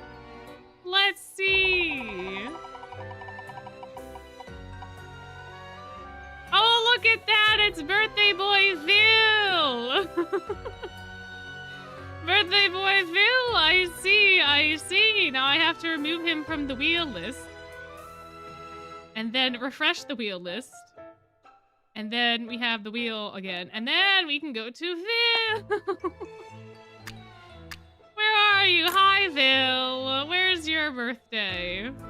Where's your birthday? Where is it? There it is. All the way down here for some reason. For some reason. Yeah, we'll get... No more random family lore drops for me unless something triggers a memory, and then that'll be the end of that. I swear it'll happen again. Swear. My birthday interview with Vil. Now, see, this cake I like a little bit more, but I think it's just because I like read a lot. It almost looks like the cake is bleeding, and I don't know why, but it makes me think of jam, and that's delicious. First off, I'd like to say, happy birthday. あら、あんたも来てたのね。ありがとう。 You didn't even realize we were here. What's the most memorable present you've received today? そうね。ルークからもらったものは一番インパクトがあったわ。 Oh, Rook's gift, huh? In terms of impact, you would say Rook's gift, 入 huh? 学して以来、ルークは毎年贈り物をくれるの。それ Yeah? は嬉しいんだけど、年々気合の入りようが増していて、 And that's a bad thing? 今年は私の美しさを称える詩を書いてよこしてきたの。しかも100本もよ。 Oh my gosh, I forgot that he did this. I had Rook doing a poem in the Secret Santa just because of his poems in Ghost Bride, and that's an event that he and Riddle share. But I totally forgot that he wrote poems for Vil too. Oh man, you know what? It is such a Rook gift. It is such a Rook gift. Oh my gosh. Oh my gosh. My. 目を通すのも一苦労。読み終わる頃には誕生日が終わってそう。 Oh, your great grandma apparently worked for Disney during Snow White to Bambi. That's exciting. That's a fun time. Interesting, yeah. At least he cares. At least he cares. まあ、良くも悪くもルークらしいプレゼントね。 Everything that entails. Oh, poor Rook's getting drugged through the mud. Did you get anything from your family? ええ。父からバースデーカードとコスメが届いたわ。 Ah, birthday and cosmetics. What did the card say? カードには誕生祝いの言葉の他にもメッセージがあったの。 Ooh, one other thing? シューズブランド、テネーブルのアンバサダー就任おめでとう。 Oh, he's a brand ambassador now. Oh, I wonder if that's because of the stunt that that Jade pulled for him to get him those special shoes. I think that ties into that vignette as well, right? Because I think after the party, he ends up becoming a brand ambassador or something. Oh, that's so fun. Oh, that's exciting. 一緒にもらったリップもテネーブルの新作ヒールと同じ色。きっと合わせてくれたのね。 Or wait, is Jade afterwards? Because the lipstick? I forget exactly why Vil wants the shoes. If it was because of the outfit he was wearing or the lipstick that he had. So is this lipstick the lipstick that he then has in that vignette? Or did he get the brand deal before, after that vignette happened? Can we look at his feet? No. No, we cannot. Not unless we read Jade's vignette. オファーをもらったことはまだ教えてなかったんだけど。まったくどこで聞きつけたんだか。 No. Well, your dad is in the depths of the entertainment industry, so I'm not surprised that he would know before you even knew, but my. It's after the Jade vignette? Okay. Need to read the Jade vignette to figure out where the placement is. It's either right before or right after, I would assume. I can't remember. But you're saying it's after the Jade vignette, so that it would be after he wore the heels, which I think also makes sense. いつでも私のことを気にかけてるのよ。とても忙しい人なのに。 Of course, because he's your papa and he loves you. ほんと、親バカなんだから。 Aww. Oh my. I don't think we know anything about Vil's mom. I think he will talk. I don't remember if he talks about it here or in a different birthday card. But I'm pretty sure we just don't know who she is. She has to exist, but she's not in his life at all. What comes naturally to you at school? Yeah, I think it's in his Bloomket's birthday card, right? Oh, it's in his third B-Day card? Yeah. It's the Broomket then. He doesn't know her and he doesn't care. Yeah, it doesn't sound like she's dead. It just seems like she left. I don't know. I don't know. I think she would have left after he was born, though, right? Because, like, it doesn't seem that Eric sought him out, like, after she had left the relationship. It seems like she had the kid and then was like, yeah, I'm out. So...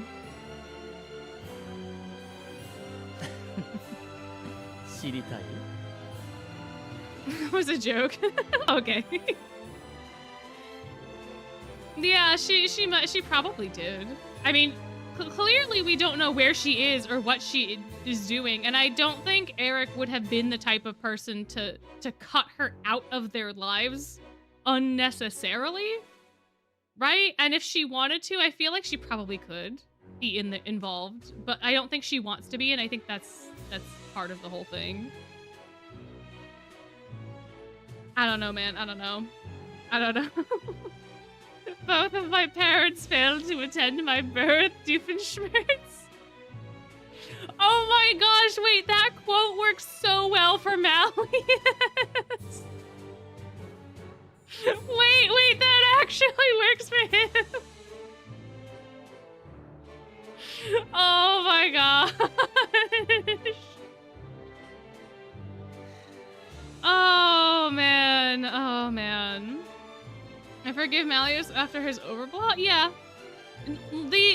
Okay, so I feel like we don't get to see as much of the change as we want to see in them, but the other thing about people is that they do not immediately change. Just because something dramatic happens does not mean they do a 180. It takes time and it takes practice and it takes them falling and getting back up again a bit to finally change into a different pattern of behavior. So the way that we see Malleus after his overblot is still very freshly after, so it makes sense that he's not done a 180. He hasn't had the time. So a similar thing with, like, Edea and other people. None of the overblotties are going to do that 180. Like, Azul is still going to be very business focused. That's just a huge part of who he is, but he's shifting the focus of that business from crushing every single person underneath him to creating stability for himself, right? The motivation behind the business has changed. It's not a dramatic change, but it has still happened, and it is still kind of continuing to happen. So that's why I feel, look at Riddle. Riddle has had the most time to change. Riddle has had the most time to change, but even he's still not perfect. Riddle has the benefit of being the first overblotty, and he overblotted in like the first 3 days. So he does get more time than anybody else, but he also is still a stickler for the rules, and he is still a stickler for certain things. So, but yeah, neither of Malleus's parents were at his birth, absolutely. Yeah, Edea too was the same. The only difference between Edea and Malleus is that Edea's was more contained because people didn't know about sticks. They didn't know about what happened, really. They kind of heard about it, and that's what helped, Crowley not go to jail. But because it was a self-contained incident, it didn't raise the same sort of thing as the fact that Malleus had world governments involved in his, right? So it had a bigger impact, but they can't just, like, kill him. You know? I think that he still did a very bad thing, but I don't think that the way that they handled it is bad. I don't think his consequences are still very dire. It is going to be for the rest of his thousands of years of life. He is going to be monitored as a natural disaster. So it's still gonna your queen wants my attention. Does he?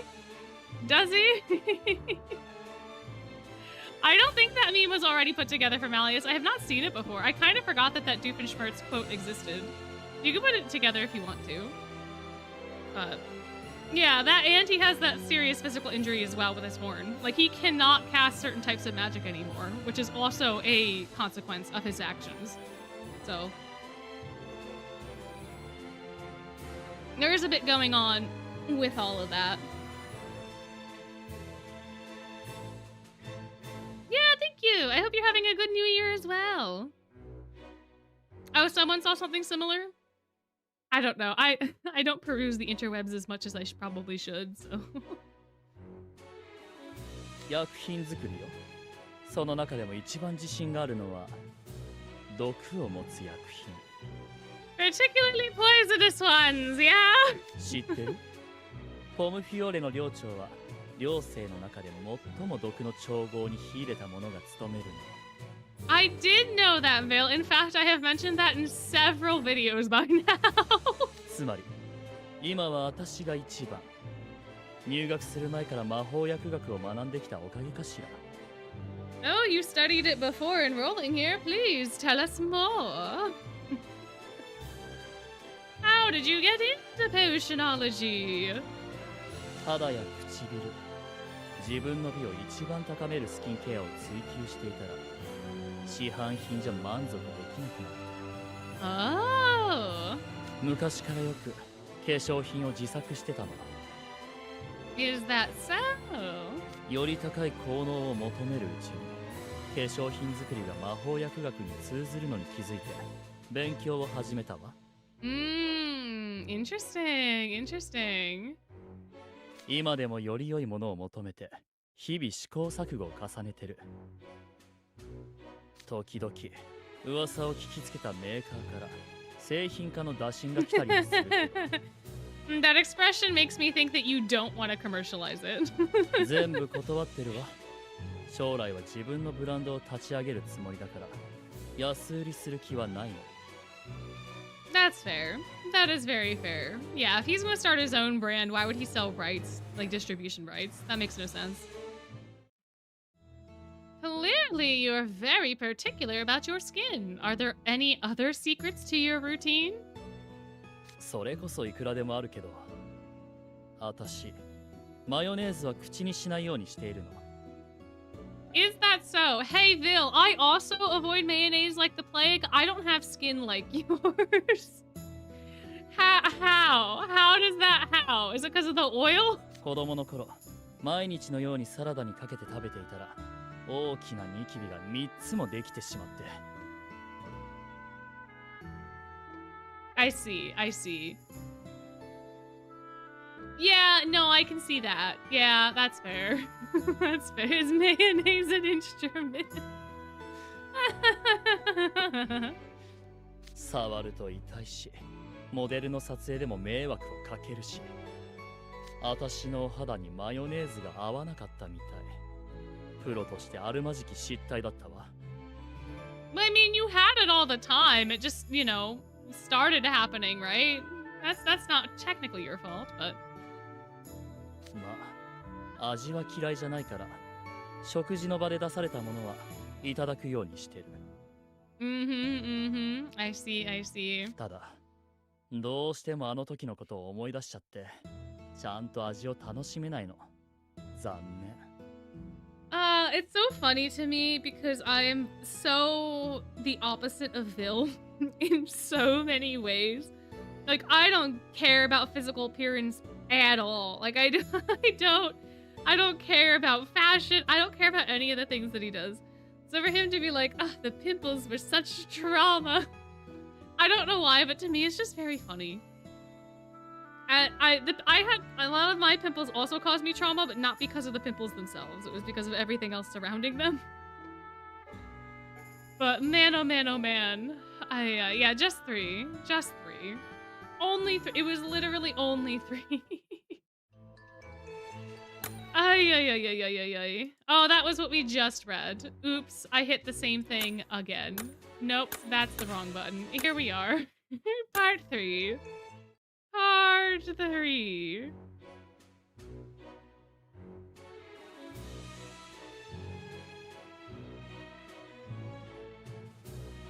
I understand you're in the film research club. Could you tell me more about that? いいわ。立ち上げたのは私。1年生の時に作ったから、活動期間は2年くらいかしら。現在の部員は10人くらい。ポムフィオーレ寮生が多いけど、他の寮の生徒も所属してるわ。People from other dorms as well. 設立の動機は演技の感覚を忘れないため。Yeah, because he's not taking any jobs while he's at school. So that makes sense. 私、今は長期の撮影になる俳優業を断って Exactly. Yep. 勉強と両立できるモデルの仕事を中心にしてる。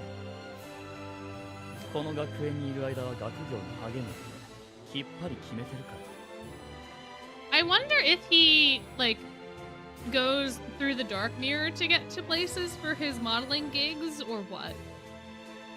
Or does he just do, like, brand deals through Magicam? だけど、卒業したら演技の仕事も再開するつもり。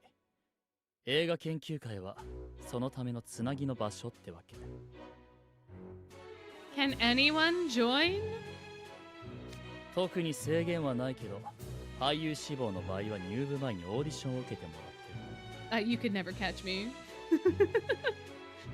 Man, I don't think I can really act. That's my problem. I need an acting kiddo.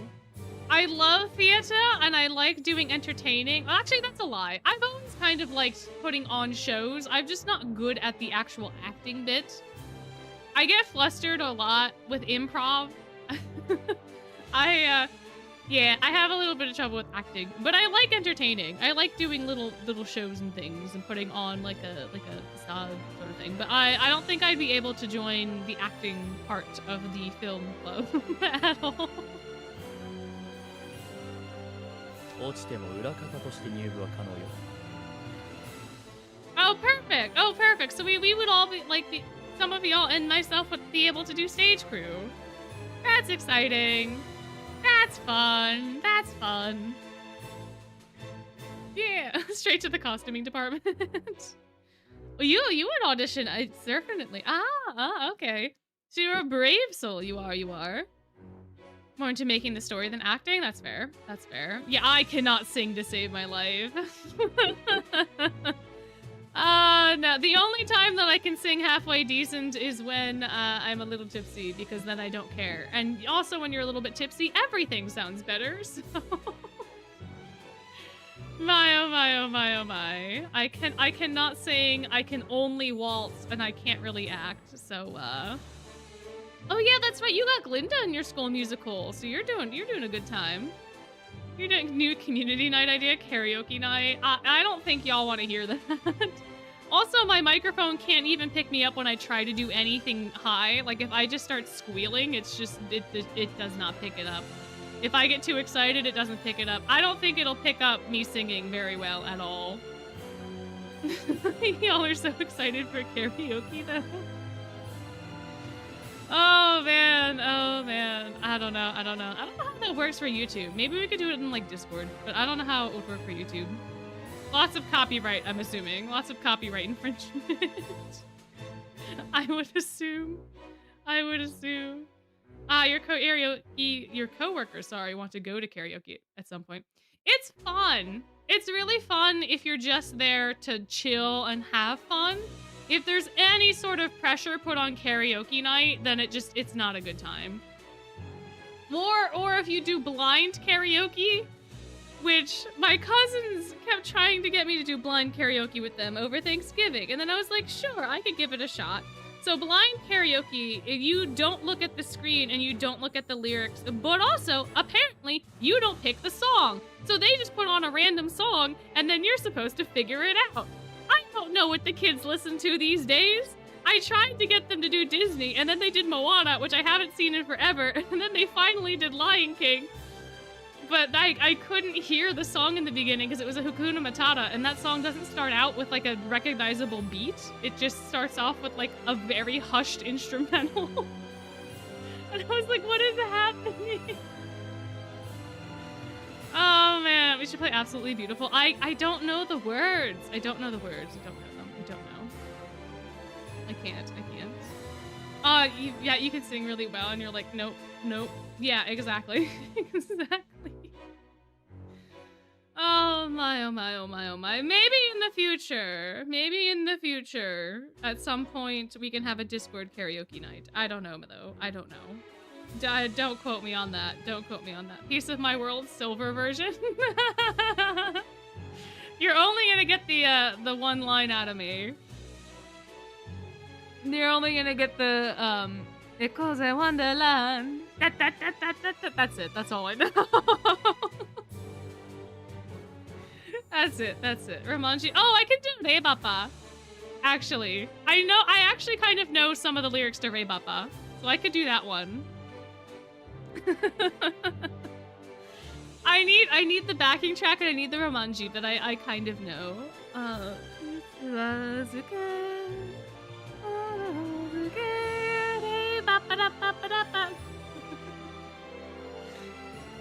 Vil's not mad. He's not glowering. He's not glowering. Oh yeah, the Glorious Masquerade song. That one's a fun one too.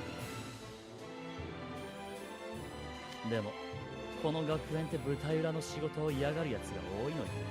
Oh, of course, the students at NRC would turn their noses up at working backstage. Of course, of course.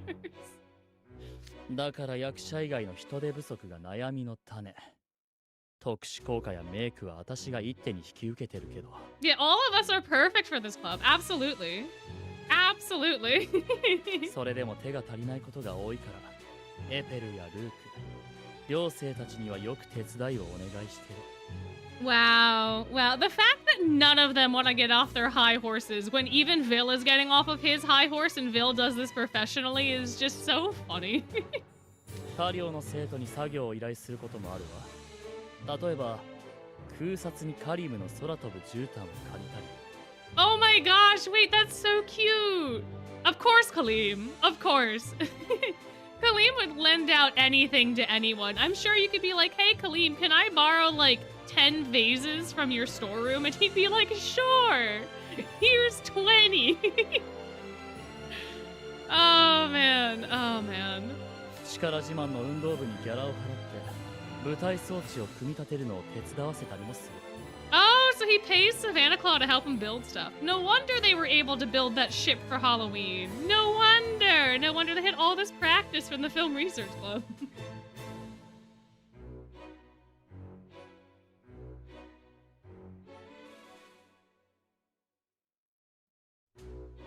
My.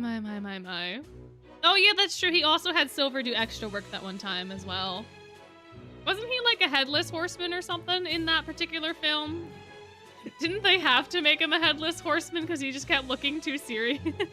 でも、裏方のスタッフたちがどんな仕事をしているか理解できたのは大きな収穫だったわ。例えば、舞台袖の動線を知ってるかどうかで。Yeah, there's a lot that goes into a production, that's for sure. ステージから退場するとき、スタッフにかける負担が大違い。この経験は表舞台に戻ったときに役に立つはず。はじめは演技を磨くために作った回だったけど。Yeah, but こんなに得るものがあるとは思わなかった。本当、映画研究会を作ってよかったわ。Aw, that's very sweet. Oh, that's so fun. あら、興味が出てきたって顔ね。あんたも英検に入ってみる？ We probably could, honestly. We don't have a club. Are we technically in the gastronomy club with Grimm? Because the gastronomy club's like not an actual thing.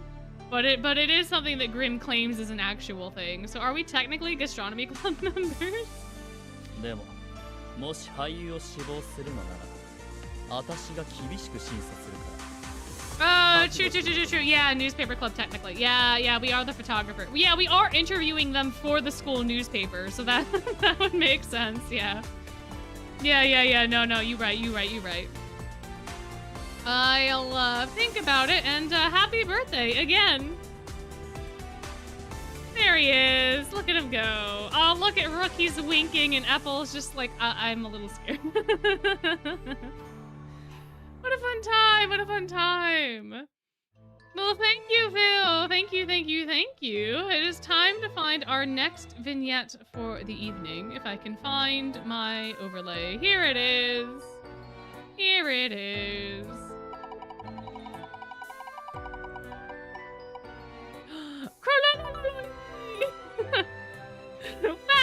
Wow, it's gonna be Crowley. What a time. Crowley's is not voiced. I'm gonna have to voice it myself. Oh dear. Wow. I'm sorry, the advertisement that just popped up on the wheel page is the Am I Gay test. I don't know why it's the Am I Gay test. But okay. Anyway, Crowley now. Oh, where is he? Oh, he was the other direction. I should have gone the other direction. My, oh my, oh my. All right, Crowley. Crowley. No. Oh, man. What are you going to enlighten us with today, Crowley? I want to know. Is Crowley gay? Discuss. At least 5. Good morning, everyone. Lovely weather outside, isn't it? This is the start of a beautiful day. By the way, I don't suppose any of you have noticed something different about the apple trees in the courtyard? Yes, that one in particular, the youngest tree of the bunch. It feels like only yesterday it was but a tiny sapling, but it's been growing at an astounding rate indeed. When I see the eager way that tree spreads its leaves through rain, shine, and snow, it makes me feel a bit taller myself. There's a lesson to be taken from that. We should always nurture a desire to grow through both good times and bad.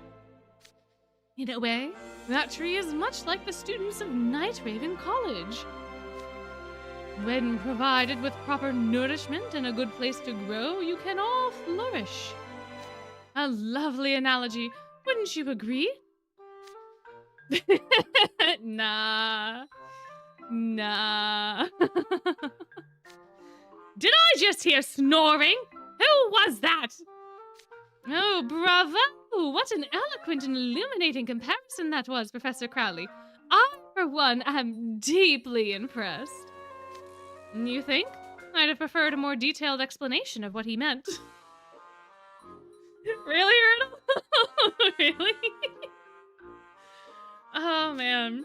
Especially the part about proper nourishment. Headmage, exactly what combination and ratio of nutrients does that entail? Is this a school-wide assembly even necessary? The headmage's self-indulgent ramblings is such a waste of time. It's not even worth memeing on. Agreed. If you want to make small talk, could you leave the rest of us out of it? I could use more time for morning stretches. Seriously, all these pointless lectures. I want to go back to my dorm room. Oh my. Everyone quiet down. Anyway, the point I was driving at was, it's my hope that all of you will take pride in being Night Raven College students and apply yourselves to the best of your abilities. Oh, okay. I was super confused what any of that meant, but now it all makes sense. I totally get you. I'll always do my best, just like that orange tree. Apple tree!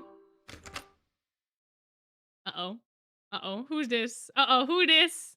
Chat, who this? I wonder who could be coming in so late to a school-wide assembly. I wonder.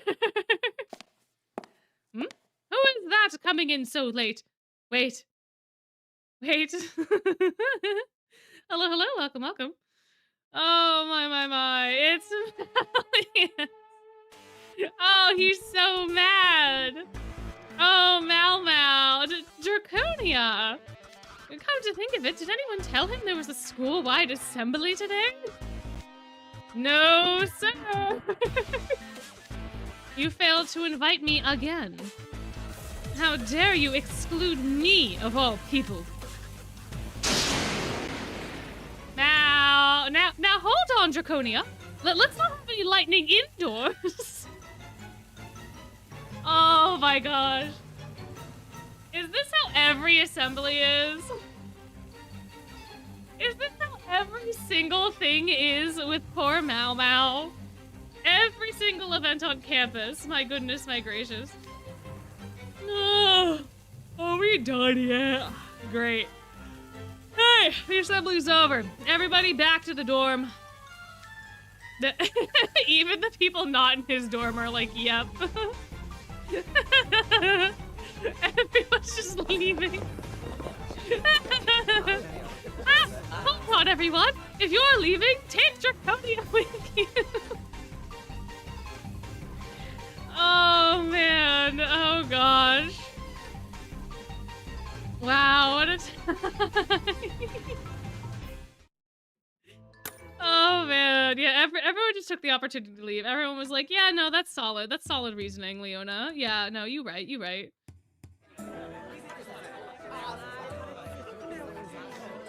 Dear me, things did not go quite as I expected they would this morning.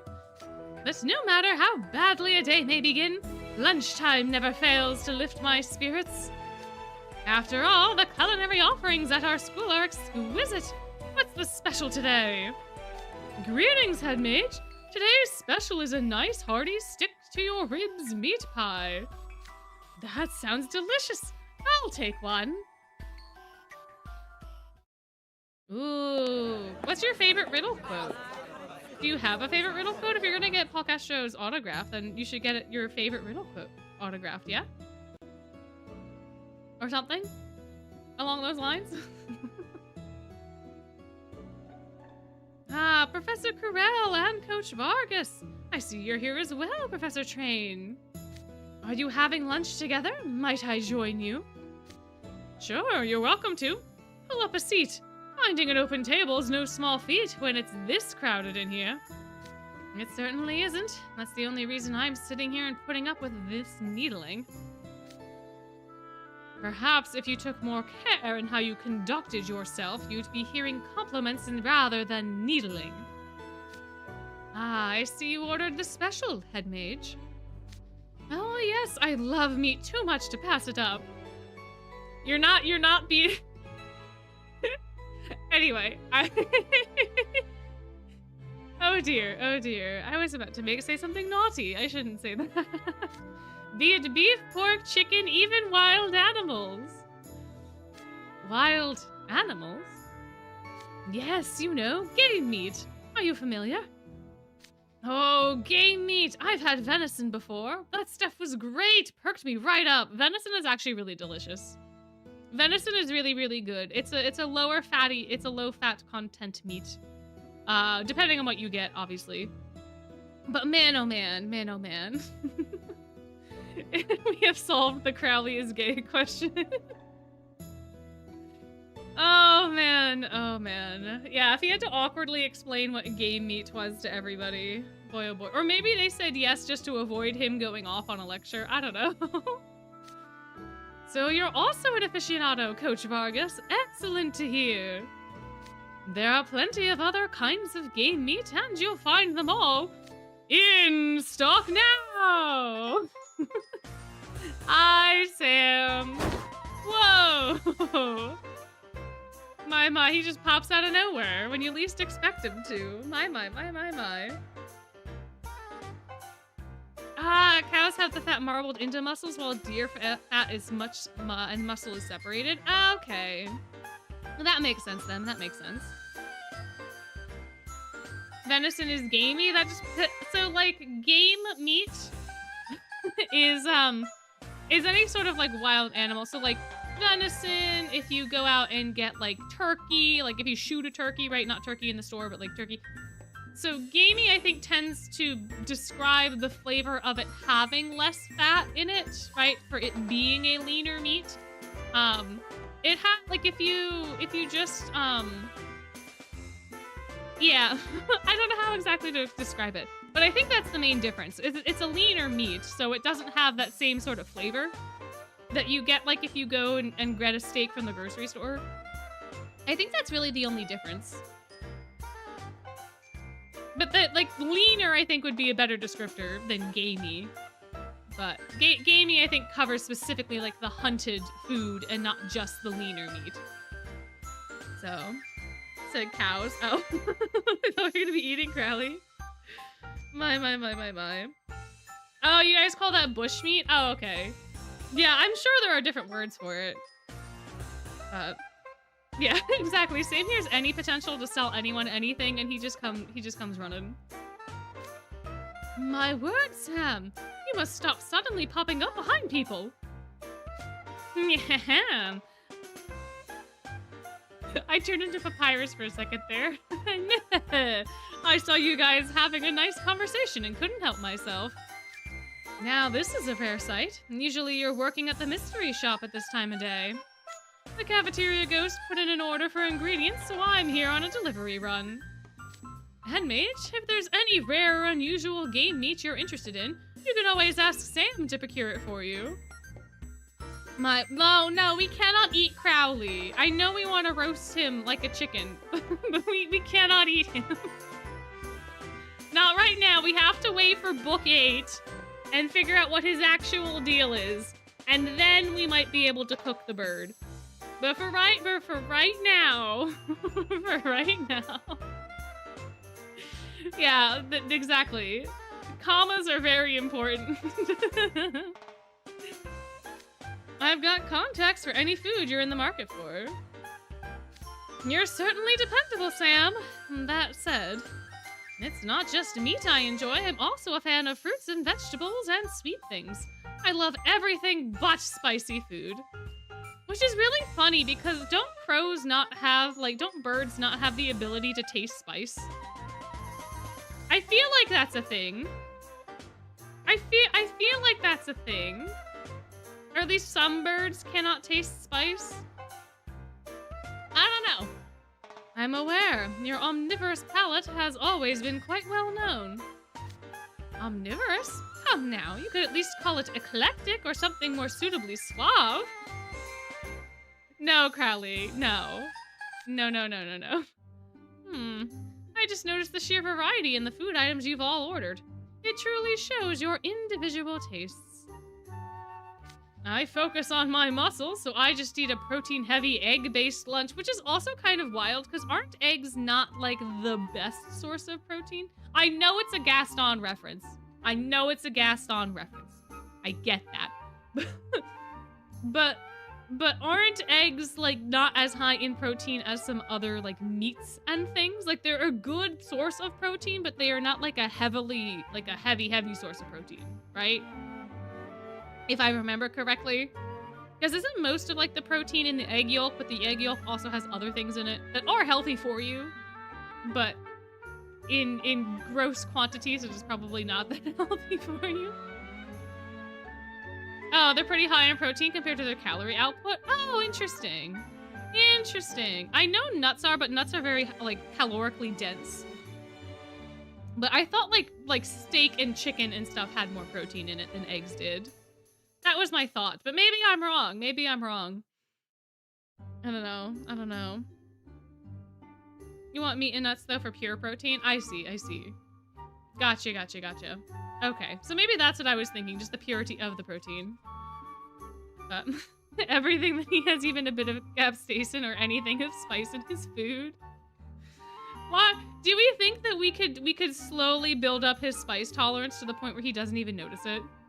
Do you think if we just, like, put 1 chili, you know, in his food, and then 2 chilies the next week, and then 3 do we think we could slowly gaslight him into liking spicy food? Slowly poison the bird with spice? I don't know. I like pies, so I debated ordering the special, but it was simply too much food. It may be great for growing pups, but that portion size is just too large for adults. When I saw one for myself, I decided to pick something else. If I ate a lunch that big, I'd be feeling stuffed all through my afternoon classes. Really? Oh, you're missing out. It's quite good. Talk about a good appetite. I'd better keep up. The way you devour that pie oozing with gravy and butter. You truly are young. Is he, though? Do we know? We don't know. We don't know. You haven't changed a bit since my student days. In fact, I dare say you haven't changed since I began my tenure at Night Raven College. How old are you, head mage? I kind of want to know and kind of don't. He's a man of many mysteries. Doesn't it pique your curiosity? Ah, delicious. I am ever so grateful to my past self for hiring ghost chefs that have experience working at a 5-star restaurant. What a dramatic encounter our first meeting was. That was, how many years ago? Oh, my. He is Fae, he is. He's got pointy ears. As best as we can tell, he's Fae because he's got pointy ears. He definitely knew Scully. He might have. He said Scully existed before his tenure at Night Raven, though, from what I remember of the ending of NBC. So he might have known of him, but I don't know if they ever like crossed paths specifically. I mean, he could be half Fae. We don't know. We have no idea. Now, what shall I do this afternoon? The faculty are teaching classes. Perhaps I could swing by Sam's to pass the time? Come on, you don't gotta sweat the small stuff. Isn't that... Nobody's gonna notice if we cut a class or two. Let's just take an afternoon nap. Yeah. Oh, Grimmy Grim. Grimmy Grim. Little guy. Grimothy, if you will. You should not speak these plans aloud. You should not. What do you think of the Crowley is Malleus' dad theory? I think it's interesting. I think if it is true, there has to be a lot of reasoning behind all of the stuff that he's done. Like, if he is his dad, the mask definitely has to be possessing him. So, Grim is Crowley's dad. Oh man, that'd be interesting. I do think that Crowley created Grim. I have a feeling that that is a thing. Yeah, we never saw Vern's body. We don't know where he went. We don't know if he even died, right? So he could be, but I think if he is Vern, then he got the mask stuck on him and the mask is manipulating him. I cannot envision that Vern, with everything that was on stake, with a child on the way, would just suddenly peace out during the war. I think something would have had to happen to him to have him become Crowley.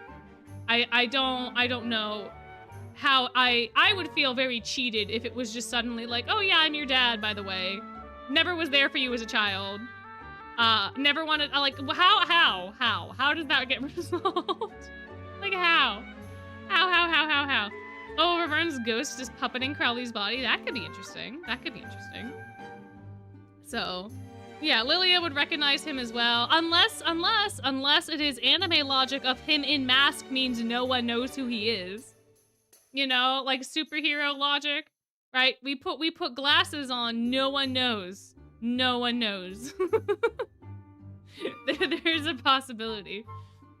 I mean, yeah, he is allergic to responsibility, but I don't know why, man. I don't know why. Because maybe the mask just makes him the opposite personality. Because maybe Vern was very into his responsibilities, and he put the mask on, and now he's the complete opposite of how he was. I don't know. All I know is that Grim is calling himself out. Grim is really calling himself out. My. We need to get back to class, Grimothy. We need to get back to class. I knew it was Grim, says Crowley. It's only 2 students, but any number of delinquent class cutters at my school is unacceptable. Utterly unbelievable. Hey, that's our class cutting bench. Clear out. Again. If we are doing something we're not supposed to be doing, maybe we don't shout it to the universe. Maybe we do not shout it out amongst the stars. Maybe we do not admit it in plain sight of everyone and everything. Maybe. What? I found this perfect sunny spot first. Wait, we have more class cutters? Not only are there a large number of students cutting class, but a fight is about to break out. How can a school be so disorderly? You lot, you ought to be in class. Why did we have to get caught by this guy? You're supposed to be supervising Grim, you know. I literally just said that we should get to class. Crowley, do you not have ears with which to hear? I picked the good route. I picked the good option. What do you mean? mean? I try, but Grim never listens. Dear me, you look positively haggard. Grim must be quite a handful. Anyway, back to class with all of you. You should be grateful for the opportunity to receive tutelage at this fine school. Magic is not the kind of thing you can simply coast by on with natural talent. A natural-born knack certainly helps, but you must build upon it with hard work and experience. Surely you remember the stirring speech I gave just this morning. It was so boring I stopped listening. Yeah, ditto. Again! Again! Perhaps we do not admit to these things in front of the person that is expecting it to happen. You know how easy of an out they had? You know how easy of an out they just had? They could have been like, oh my gosh, you're so right. You know what? Actually, I'm gonna go to class now. You're right. I really should have taken that speech more seriously. I'm gonna go to class, and then they would have just been able to walk away, and then they still could have cut class if they wanted to, because they would have been able to walk away from Crowley. But no, they decide to say, actually they decide to tell the truth. The one time that NRC students tell the truth, it is not to their benefit at all. It doesn't matter if you respect him. I don't respect him in the same way. I still would lie to his face. In fact, I think that's more disrespectful to lie straight to his face, to be like, you know what? It was a riveting speech. It was. I'm so sorry I didn't reflect on it enough. I think I will do more reflecting. I'm gonna head to class now. Yeah, exactly. Just smiles and waves. I know they're NPCs. I know they're dumb. I know we have to have a fight. I know they're just kiddos. I know, but like, man. What? Surely you remember what I discussed? I think I've always picked the grape tree. I think I'm gonna go with of course. Oh, I knew I could count on you, Hugh. Jeez, does this guy ever and again, you had time to walk away. You had time to escape. Instead, you're gonna sit here and talk smack about him to his face. Oh my gosh, it's like the John Mulaney bit, right? Oh man, with the teenagers or whatever, where it's like, haha, whatever, and you have feminine hips, and it's like, oh no, that's something I'm sensitive about. Oh man, oh good lord. My. Why does this guy never shut up? How long do we gotta listen to the head mage's nagging? I've never seen any impressive magic from him, and even our house warden's patience is worn thin at the assembly. Yeah, he ain't scary. Let's ignore him. You boys are hopeless. So be it. I shall illustrate the importance of learning magic slowly and steadily. Out of the kindness of my heart. Yeah! Whoa, hey, that thing wrapped around those guys is the head mage's, mystery rope. Man, they make it sound so ridiculously sus. They make it sound so sus. The mystery rope, the tough love, Why? It's tough love is what it is, and even tougher than before. Ow, tough is right, let go! Breaking this should be easy enough, but it's not? What's going on? Our magic isn't doing anything to it. Yeah, up with the basement in Pomfiore. The school is sus, man. Of course not, I'm the head mage of Night Raven College, you know. Simple magic like this comes more easily to me than breathing. I'll excuse the house warden's behavior, since for all of their light jesting, I know they do truly appreciate my capabilities. But I would lose face as an educator if I tolerated disrespect from students ignorant of where they stand. Hence, it is my duty to make it abundantly clear how far you boys have to go. Yeah, Crowley, and again, we had the perfect opportunity to escape. We had the perfect opportunity to just walk away. To just walk away. Did we? No. My, oh my, oh my, oh my, oh my, oh my. My goodness, my gracious. Me, oh my. Grim, we better run while we can, Grim. Here's some tough love for you as well. A selective targeting version.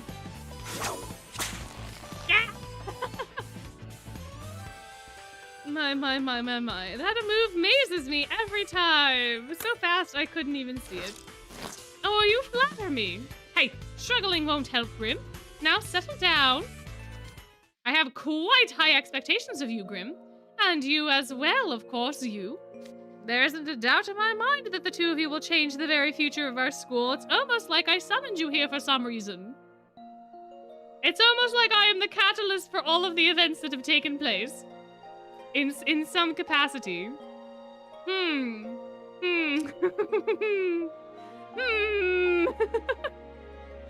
won't disappoint me, I hope. You got it. You can leave everything to Ultra Genius Grim. So let me go already. With that out of the way, it's time I dropped each of you off in your respective classes. What? If you drag me through the door all tied up, the whole class is gonna have a field day with me. Let go! Let me go! As a student of Night Raven College, you are expected to learn and grow from your mistakes. And now his super sus theme song is playing. His super overly dramatic theme song. His ridiculously spooky, scary theme song. He's so sus! He is so sus! It really is a boss theme. It really, really is. I didn't know that this was like titled Dire Crowley or Dear Crowley. Gosh, it hurt to say it that way. Oh, a piece of my soul. I was crushed by that. Until the guest room music. I went through the guest room and I was like, what? There's a track called Dire Crowley? What is that? And then it's this dramatic final boss music. I'm like, oh no. Oh no. Oh dear. Oh my. Oh my. We can't, not yet. We can't roast him quite yet. We don't know. We don't know if he was doing a good thing or a bad thing. We don't quite know if he's doing if what he's trying to do is on the good leading side or the bad leading side. I don't know. It plays to tell us that our situation is dire. Yeah, I guess. You are my precious apple trees, after all. Oh, Crowley. Oh, good lord. Oh, my. I don't like his groovy at all. The perspective of his groovy is very, very strange. Do I want to take a guess at what's going to happen in, like, Book 8? I have theories. I have my own theories. I don't have enough time, I think, to put them into a video before Book 8 drops. I definitely have enough time to put them in a video before Book 8 drops in EN, but I will get accused of using the canon for them because Book 8 will already exist, even though I do not understand Japanese at all. So there is that. But I have theories. I have a theory. There's obviously the one that I feel like everybody has, where they think that he's trying to resurrect the Great Seven, and so to do that, he needed everybody to overblot for some reason, right? I have a feeling that what he really wants to do... we have shared the theories before, but I don't know if everyone was there for the theories. There's two other possible routes I see it going down. I see it going down the route where he wanted to save everybody that was doing the overblots, and the only way that he could do that was by injecting the forbidden knowledge into the player character. But now, because of what Grim is, he's doing a thing. I also have had a theory that he may have been doing this specifically so that he could reveal the truth about the Seven. And the only way that he could do that without breaking the fabric of the world was to have Grim eat all the Blotstones, or absorb all of their stories, so to speak. and then Grimm could become the catalyst for telling the truth or setting the world back to how it was supposed to be. I think that could be very interesting, because Grimm and Crowley are definitely connected in some sort of way. They have to be, because we have no idea where Grimm comes from. We have no idea about any of that. But Grimm existing, I think, is a huge catalyst for obviously something, because we have the prologue teaser, right? When Grimm basically is overblotting. It looks like Grimm anyway. And the only way that I think that could happen is if he eats all of the blot stones, including Malleus's, right? Like, if he absorbs all of the blot, if he absorbs all of the stories, so to speak, from all of the 7, maybe that will allow the world to have the truth come out, or maybe Crowley wants to destroy this world entirely, right? And if this world was based off of somebody's wish for the villains to have had happier stories, like Mickey talks about at the one point in time, like the wish of true love that resurrects Lilia. If someone's wish created this entire world, maybe Crowley wants to destroy it because he's sentient of that fact and he hates it. And maybe that's the forbidden knowledge that he has. I don't know for sure. I think it's an interesting theory too, like you said. If Crowley wants to go to Yu's world, if he wants to like invade their world, I think anything is possible, obviously, at this point, because we don't know where Book 8's going to go. We don't know if Crowley is on the side of, like, trying to help the world or trying to destroy the world. We have no idea what his motivations are. We have no idea what he's been doing. Obviously, he is aware of the actual Disney villain history, if we take the trailer for Book 8 into account. So he obviously knows things. But what is he doing with that knowledge? That's the big question. So, I don't know. I'm very interested to see where it goes, but those are like my big theories. Either it's the one that everyone's talking about, it's one where he was trying to heal the world, but it's gonna go wrong because of Grimm, or he was trying to use Grimm to destroy the world. Who knows? Who knows?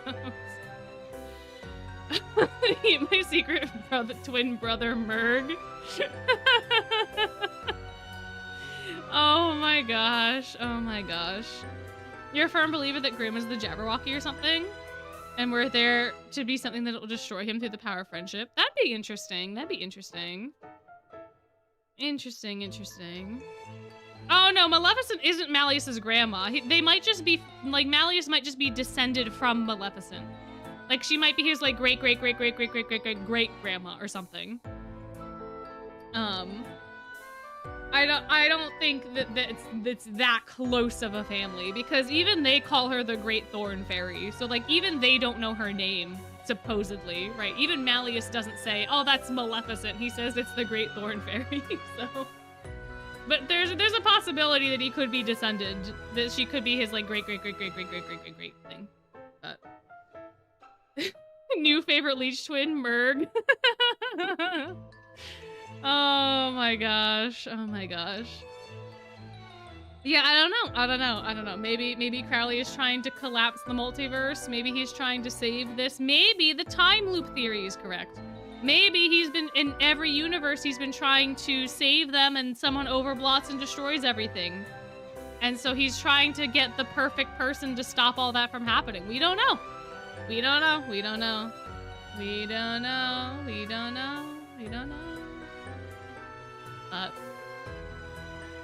Crowley's the first canon character based on a pen.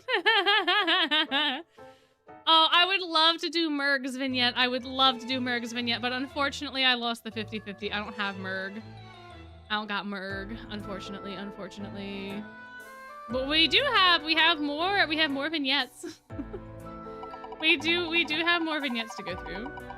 Couldn't even tell the portrait in the castle was his mother. That's also fair. Ah, Stargazer Deuce! Stargazing Deuce! Yay! What a good time. Stargazing Deuce. Huzzah! I have to apply the changes to the wheels. Yes, I know I'm using an ad blocker. Stop telling me that I'm using an ad blocker. Alright, there we go. I'm using one and it still doesn't block the ads on the site, so... How exciting that is.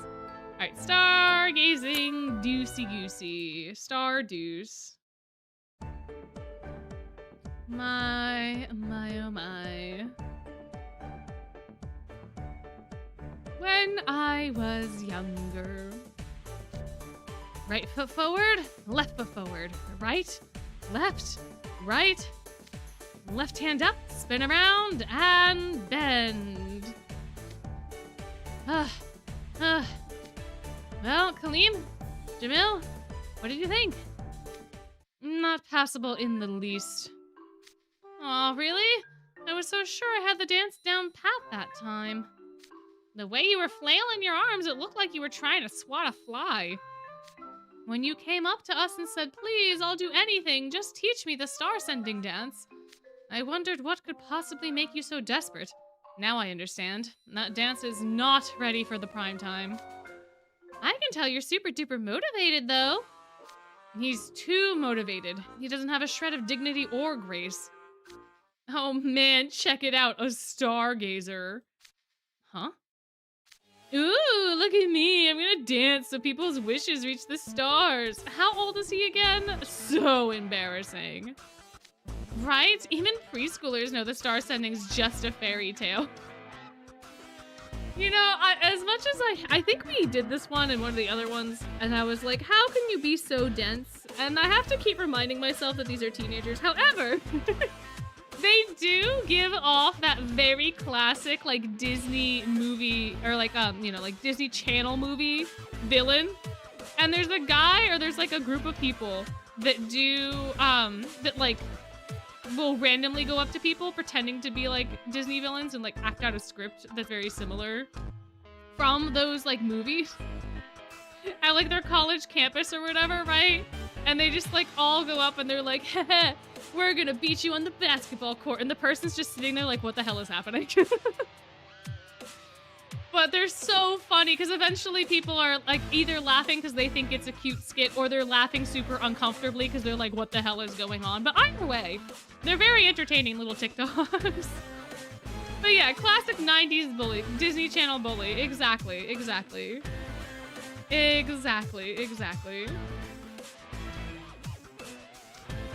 Can get a load of his Starsending robes. Gotta get all fancied up to play a wish fairy. Imagine being that much of a try-hard. Snicker. Careful, he might hear you. You said, yeah. No, you guys want to be heard. You guys want to be heard. Hey, you know I can hear you. That's the whole point, Deuce. Congratulations. You figured out the point of their heckling. You're a Deuce, right? You want to start something? Look, man, I don't care what you say about me, but if you're gonna diss Trey like that, then you and I have a problem. Trey can handle himself, I'm pretty sure, bud. What? Thanks for calling attention to me, I guess.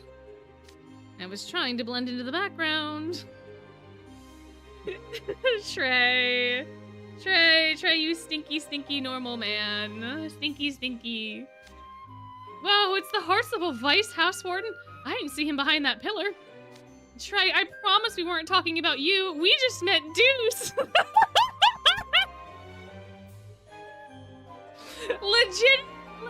Legitimately the logic of a Disney Channel bully.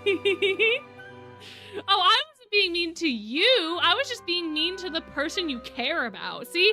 Totally different. Honest. Sorry to bother you. And then they run away. They ran. You know what's really embarrassing? Spineless cowards who think they can trash talk others. I don't know. It's never good to pick a fight, but I get what they meant. Dancing in this getup is embarrassing, which is why I was trying to avoid being seen. Why would you say that, Trey? You look great in that outfit. Looking good is besides the point.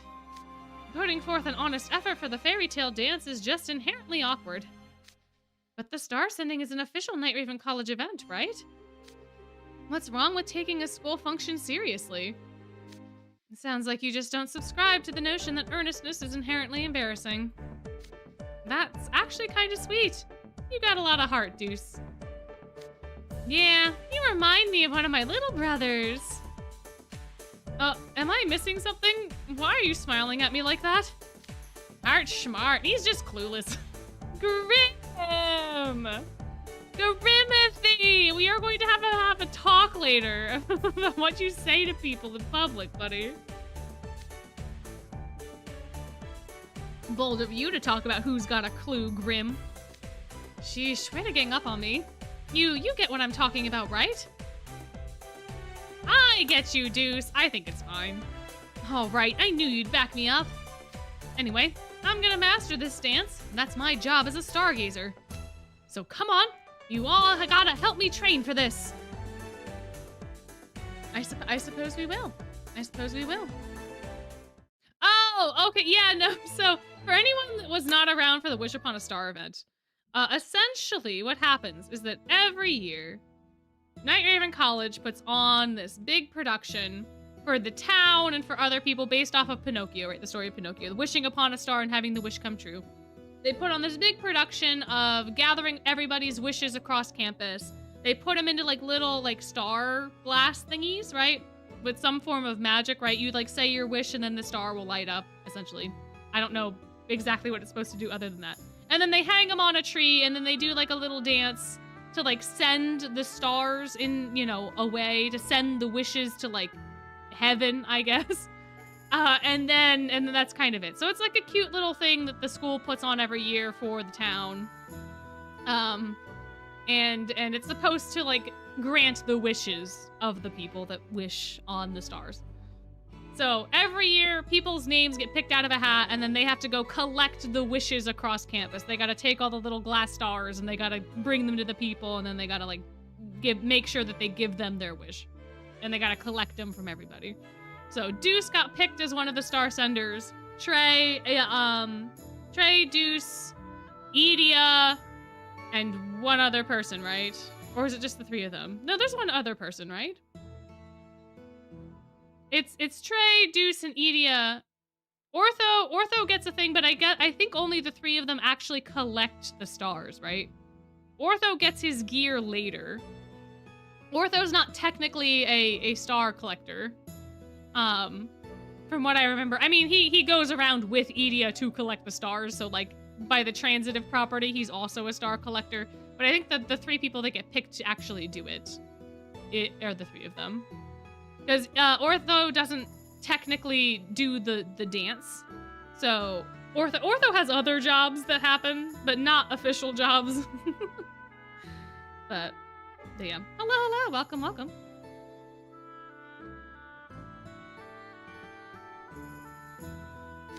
Diasomnia's vibe is totally different from Heartsible's. Thanks for showing me the way around, Silver. I would have gotten lost on my own. No trouble at all. So that's why he's in Diasomnia. He's collecting all the Diasomnia stars. Hopefully the rest of the star collecting will be just as smooth. Oh, that's me. I'll just silence the call. Wait, it's Mom. She doesn't call all that often. Maybe something's wrong. Sorry, I'd better take this. Just a sec. Go right ahead. Hey, Mom, what's up? Is there an emergency? What? You saw my email. Yeah, that's right. I got picked to be a rep for the school star sending. Aw, Mom, stop bringing up ancient history. I told you I'm taking this seriously. You can relax. Look, Mom, I gotta go. I'll call you later, okay? Yeah, all right. Bye. Sheesh. That was your mother? Yeah, sorry for the interruption. You mentioned her earlier. You two sound really close. Kind of, yeah. I mean, my old pals used to make fun of me for it, calling me childish and stuff. What's childish about having a good relationship with your parent? Exactly! Exactly, Silver. Thank you. Thank you. It's only natural you'd want to talk regularly with someone you care about. Yeah, you're totally right. Wow, Silver. Nobody's ever laid it out like that for me before. I couldn't help but think what a stand-up guy you were when you made your wish, and now you're proving me right. You think so? I don't really get that, but thank you. Say, what are you going to wish for? Oh, me? Well, it's okay if you'd rather not share. I was just curious. Nah, it's okay. If I'm going around asking for everyone's wishes, it wouldn't be fair to keep mine to myself. Okay, so I used to do really stupid stuff when I was younger. I wasn't what you'd call well-behaved. I got into more than my fair share of fights. Fighting's never good. Oof, the truth hurts, but yeah, I know way better now. I never listened to anyone back then. Eventually, people stopped trusting me. Sometimes I'd even get accused of things I had nothing to do with. My teacher and neighbors would say things like, "We just know you did it," or "You summoned a cauldron, didn't you?" A cauldron? Oh, that's not important. Anyway, of course I got a huge attitude when people wouldn't believe me. Looking back, though, they had every reason not to. But there were two people who always believed me when I said I didn't do it. One was my mom, and the other? The neighborhood police officer. They'd come talk to me regularly to make sure I was doing okay and always hear me out. And they'd ask around town and prove I had an alibi when people tried to pin something on me. Sounds like a fair person who doesn't let preconceptions cloud their judgment. Exactly. Me and my mom were both super grateful for that. So I figure, if I could be like that, maybe my mom wouldn't worry so much. I guess where I'm going with this is, I want to be a police officer. That's my wish. A police officer? I have heard about an elite law enforcement agency that handles magical crimes. They only recruit the most exceptional mages. Are you aiming for a spot on that force? Yeah, look, I know I'm not likely to get in with my current grades, okay? There's a written exam to test your book smarts, a flight test, and a proficiency test to gauge your magical chops. I've got a long way to go before I can even think about making it as a special agent.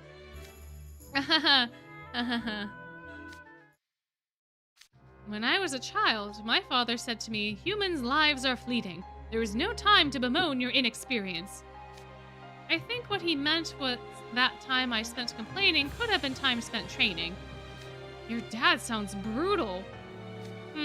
I still carry those words in my heart, though I'm pretty sure he's forgotten he ever said that. Complaining won't lessen your worries about the future, but hard work will. If you have a dream, just keep your eyes on the prize. Don't let anything distract you. You know what, Silver? I'm glad I got to talk to you today. I'll give it my best shot. Good. We'll both keep at it then. Yeah. It's a good time. It's cute. It's very cute.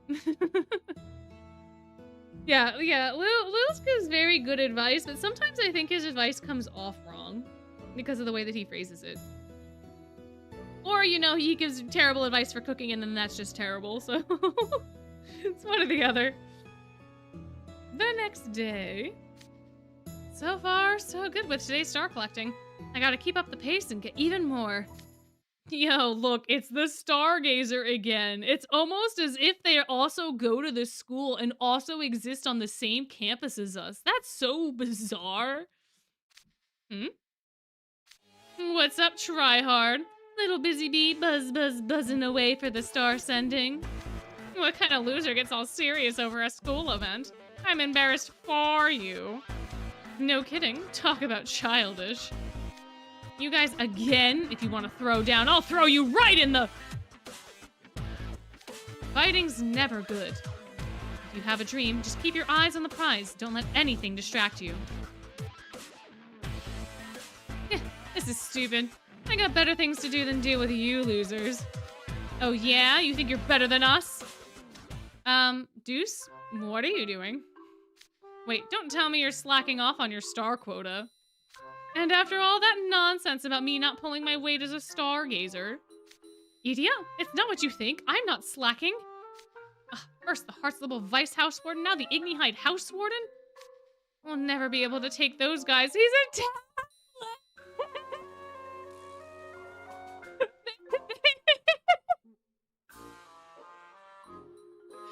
They're intimidated by a tablet.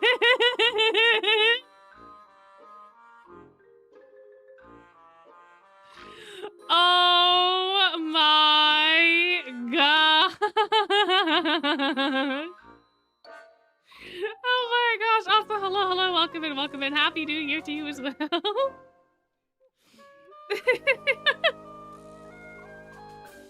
Oh my god. Yeah, Ortho's beam would be what they have to worry about, but they're talking specifically about like the Ignihide House Warden, which is Idia. So they're like, and right now he's in tablet form. So like he can't do anything to them in tablet form. I don't think he can anyway. Can Idia cast spells through the tablet? Is that a possibility? Can he do that? This is the worst. Wait, I've got it. Come here. Whisper, whisper, whisper, plot, plot, plot. I get you. I'll let you off this time. Keep trying hard. Try hard. Oh, my. What was with that campy parting shot? Is that a thing normies do? That's messed up. Those guys. Dun, dun, dun. The insults are Disney Channel original movie bully insults. That's what they are. They literally are acting like Disney Channel bullies. That is exactly what they are acting like. Literally that. Well, tomorrow's the big day. I'm still not certain we'll be able to hold the ceremony. Our ancient tree is all set. Same goes for the wishing stars. Now all we need are clear skies tomorrow.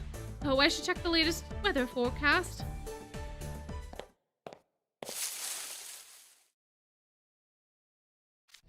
Okay, the head mage is gone. Coast is clear. Oh, if you don't like the Disney Channel, this is about to get 10 times worse for you. Because they're about to pull off the most brain-dead stunt you could think of. Now's our chance. Let's lift all the stars before anyone notices. Deuce is gonna be gutted when he realizes all his precious stars are gone, as is the entirety of Sage's Island, because this is a community-based event. This is for the community. The entire island is coming to NRC. You dunce little boys. You dummies. And the Starsending's a kiddie holiday. It's just painful to watch him being so serious about it. It is for the entirety of the island, you dum-dums. And I think it's supposed to be implied that they're sophomores. Because I think that because they're picking on Deuce specifically, like they're picking down, like they're punching down, right? I think they're supposed to be sophomores. Which makes it even worse. Like, they're still kids, but like, come on. This is just so dumb. We're gonna mess it up good. I knew you two were up to something. Huh? You're supposed to be practicing your little dance. What are you doing here? Staying one step ahead of you. I figured if you couldn't fight me, you'd do something petty to ruin my efforts. Who knew the tryhard would have good instincts? Because everyone does this. Jealous people and dumb bullies always do this exact same thing. People that are unhappy with their own lives always go after other people that are going good and progressing and doing good in their lives. It is a tale as old as time. You guys were so predictable because you kept singling him out. You kept going after him over nothing. like guys, I know you don't have much of an ability to introspect and plot has to plot. But like, literally. Oh my gosh. Ay. Yeah, it is a bad example of Octavanel being the smartest door. It is. Instincts, please. I know how you punks think. I used to be you.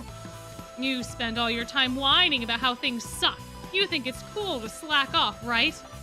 You wouldn't know cool if it smacked you in the face. And then we have even more Disney Channel dialogue. Thank you so much, Deuce. Oh, yeah? Yeah! I used to think it was embarrassing to put forth any effort too in middle school. Then I grew up.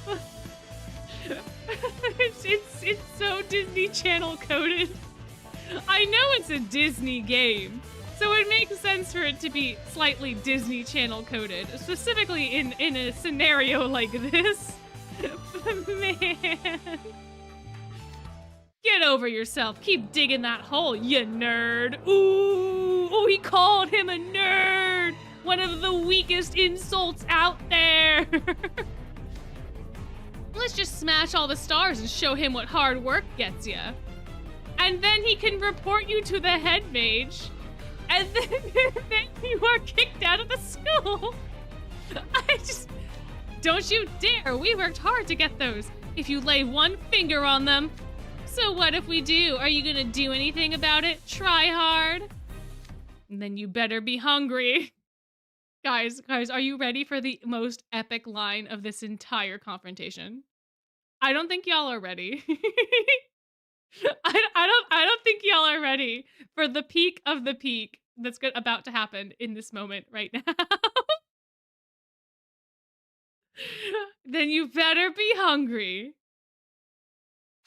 'Cause if you touch those stars, I'll be serving up knuckle sandwiches.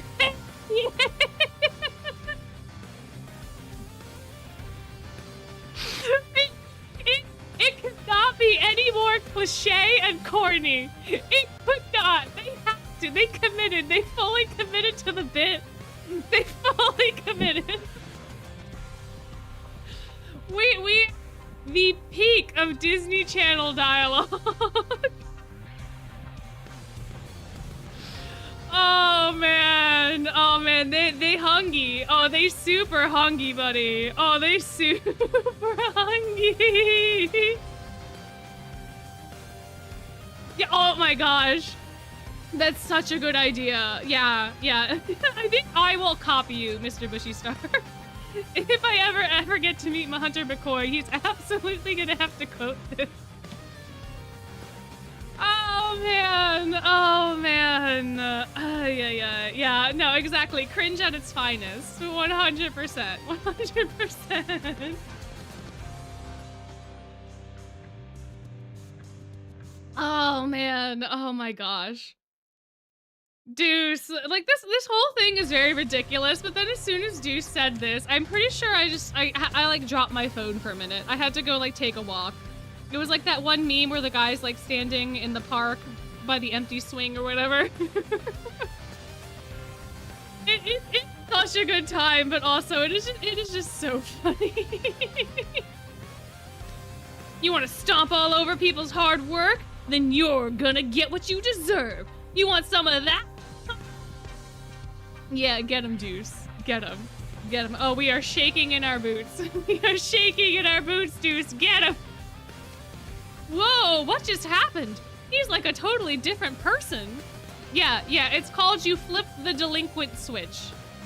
You flipped the delinquent switch, buddy. Didn't you just lecture us about being more serious? Shut your trap unless you're answering my question. Well, how could a guy get so hung up on a star sending? How are you hung up on the star sending? You guys literally could not let it go. Hot calling the kettle black here. The only reason you're in this mess is because you wouldn't let it go. He's not gonna let this drop. He's like a dog with a bone. Come on, let's scram. Why waste our time on this jerk? Ay. Losers through and through. Boy. The way you threatened, the way you shooed them away was classic, Deuce. Oh, Trey, and you and Grim? And Lilia and Silver are with you too? Oh, geez. I'm sorry you all had to see that. Oh man, mister. I'm sorry for getting angry. Oh, gee willikers. Oh, man. It was a masterful display of intimidation that deterred your foes. I could learn from your example. No one should do that. Please forget what you saw. What are you all doing here anyway? Nothing for you. Rehearsal was about to start and you weren't at the meetup spot. Oh, sorry. I just had a feeling those guys were gonna try and pull something. And you were right. Your intuition saved the wishing stars. I was ready to step in if things escalated, but look at you. You didn't rise to the bait at all. That took real self-control. You did good, Deuce. Thanks, Trey. After all the work you've put in, I feel more pressure than ever to make this star sending a success. That's another thing you were right about. This isn't the time to worry about being embarrassed. Thanks for the reminder. Silver piqued my curiosity when he mentioned how hard you boys were working. And wouldn't you know it, I find your passion quite inspiring. I have no doubt your wishes will reach the stars. Not that I have any idea what they are. Wasn't your wish to be a police officer, Deuce? That's right. Not only that, but a position in an elite squad. It's a solid wish for a diligent guy like you. I didn't know they had an elite department for officers with failing grades. And then the laugh track hits because we're in a Disney Channel series. That's all right. The magic martial test is tough, but it's open to mages of all ages, up to 100 years old. Are you suggesting Deuce won't pass until he's 100? Quite the barb you just threw, Trey. That wasn't what I meant at all. I don't care how long it takes, I won't give up. I'm gonna do everything I can to make my dream a reality. I'll get that badge one day. Just you watch, Grim. You'll be eating those words once I'm a fully fledged police officer. Since when did Deuce become such a go-getter? Heh, it's a good thing. It would be a shame if a lad with so much potential didn't have any ambition at all. You can look forward to seeing me get my badge one day. You bet I will. You bet I will. I can't wait to show you how sharp I'm gonna look wearing that uniform. Okay, that's enough chatting for now. We'd better rehearse. We wouldn't want all these wishing stars to go to waste after Deuce saved them. Ah, right. Come on, you. Let's do this. Look at how pretty. I love the angles and stuff of this particular piece of art. The colors are just gorgeous. It just looks so nice. Looks so nice.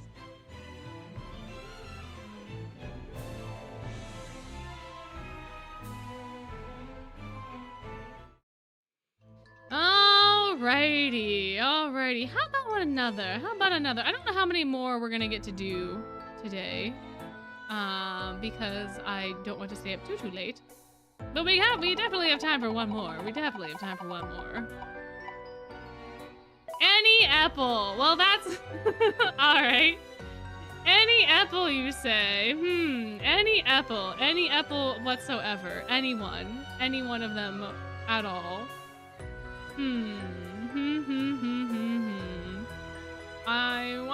I wonder what apple we should get today. I wonder,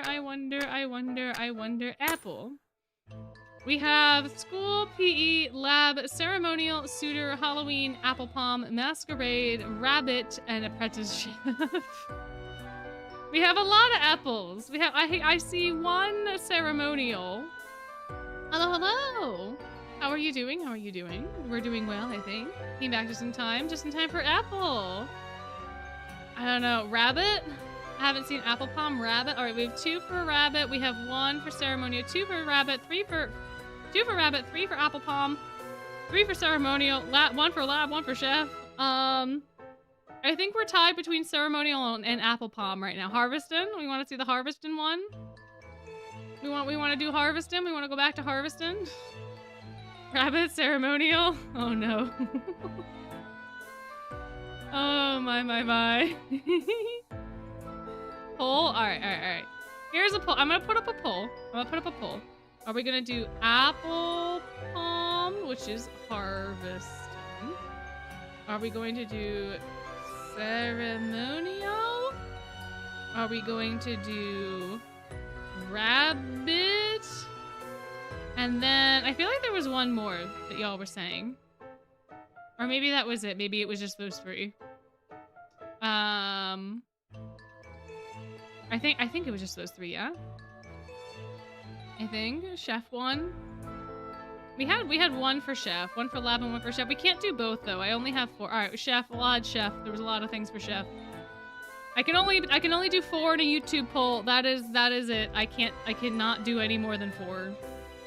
It is a limitation of the platform, so we'll see. Oh, Harveston's winning. So far, so good. Vote now or forever hold your peace. Vote now, vote now. Oh my. You always want to go back to Harveston this time of year? Yeah, no, it's fair. It's a very wintry, very, very fun, not necessarily Christmassy, but just very wintry event, the Sled-a-thon is.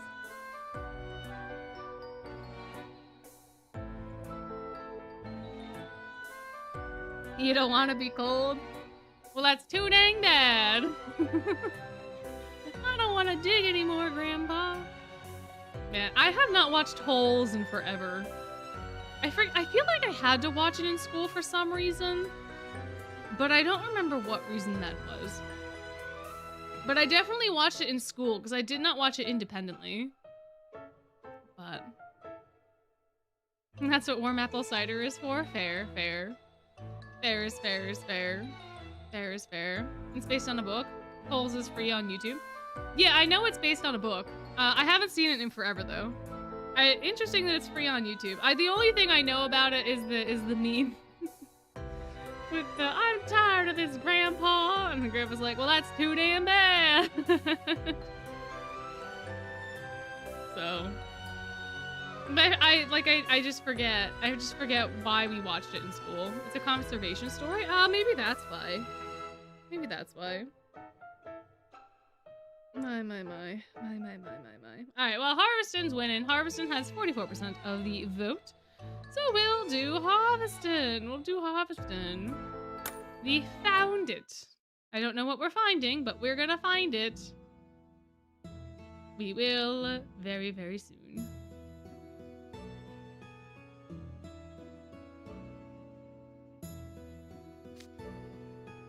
Why can't I fall asleep? I know my body's tired.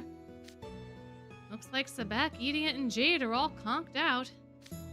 They were out in the snow for hours using their magic to drive the plushies, and they must be exhausted. They weren't big on the race at first, but now they're pushing hard so we can win. I'm the one that brought them here, so I gotta make sure we win the Sled-a-thon. Okay. Was Shia LaBeouf in Holes? I don't remember. I have no idea. Whoa! Ooh, I'm losing speed on corners. I need to make sure I'm keeping my turns tight. My, what have we here? A clandestine late-night training session. Huh? Who's there? Jade? Hello. Yes, it's me. Hello. You were gone when I woke up, so I came to check on you. Did I wake you up when I went out? Sorry to worry you. Please, think nothing of it. He wasn't worried, he was just curious, man. He was just curious. I see, I see. But why are you out here practicing? You're already good at handling your plushie, and you're an experienced sledder. In my admittedly amateur opinion, your time would be better spent training us than yourself. I'm not really doing anything intense. I just had trouble sleeping.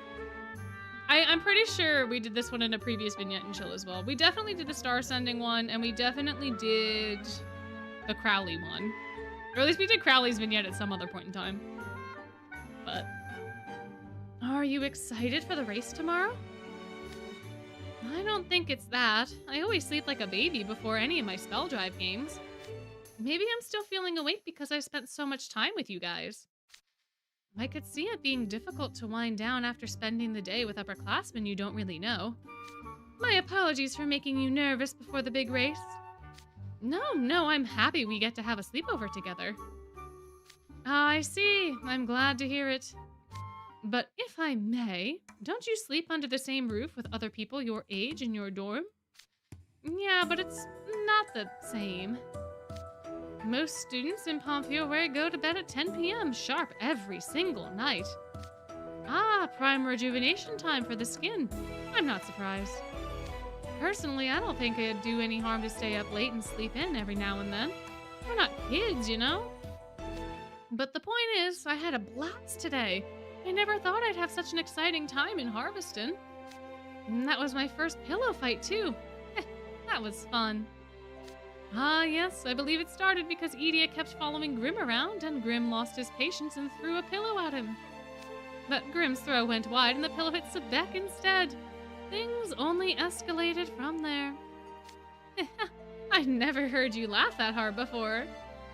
I was surprised at how much you got into it. Oh dear, I suppose it was a rather unbecoming display. Please don't tell anyone at school what happened. Sure, Jade, sure. Sure, buddy, sure. Yeah, 10 is a good sleep time. I also go to bed at 9 most days.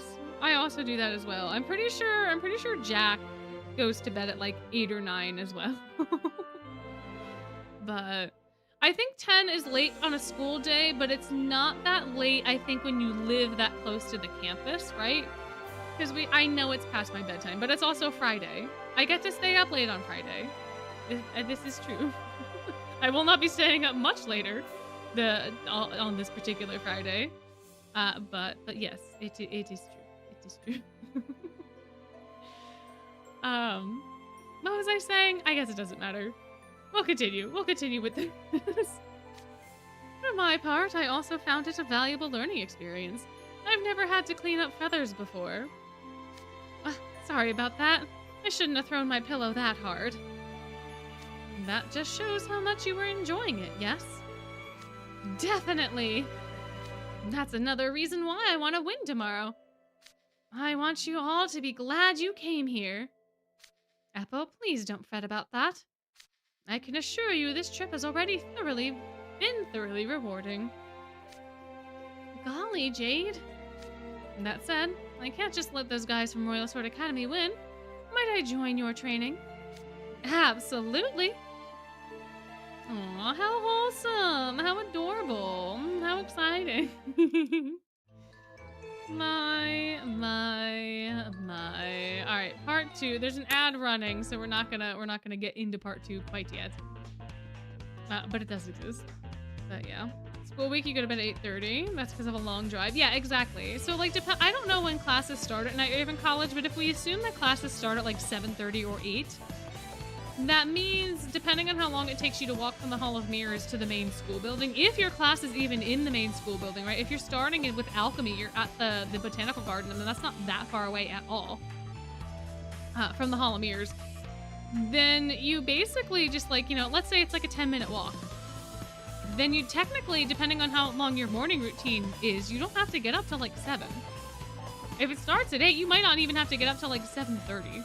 So going to bed at 10 is a pretty reasonable hour for that sort of thing. Now, if it's a long walk, like if maybe it's a 15-minute walk instead, then maybe you want to get up at like 6. Breakfast first in the cafeteria? Yeah, but you could always skip that.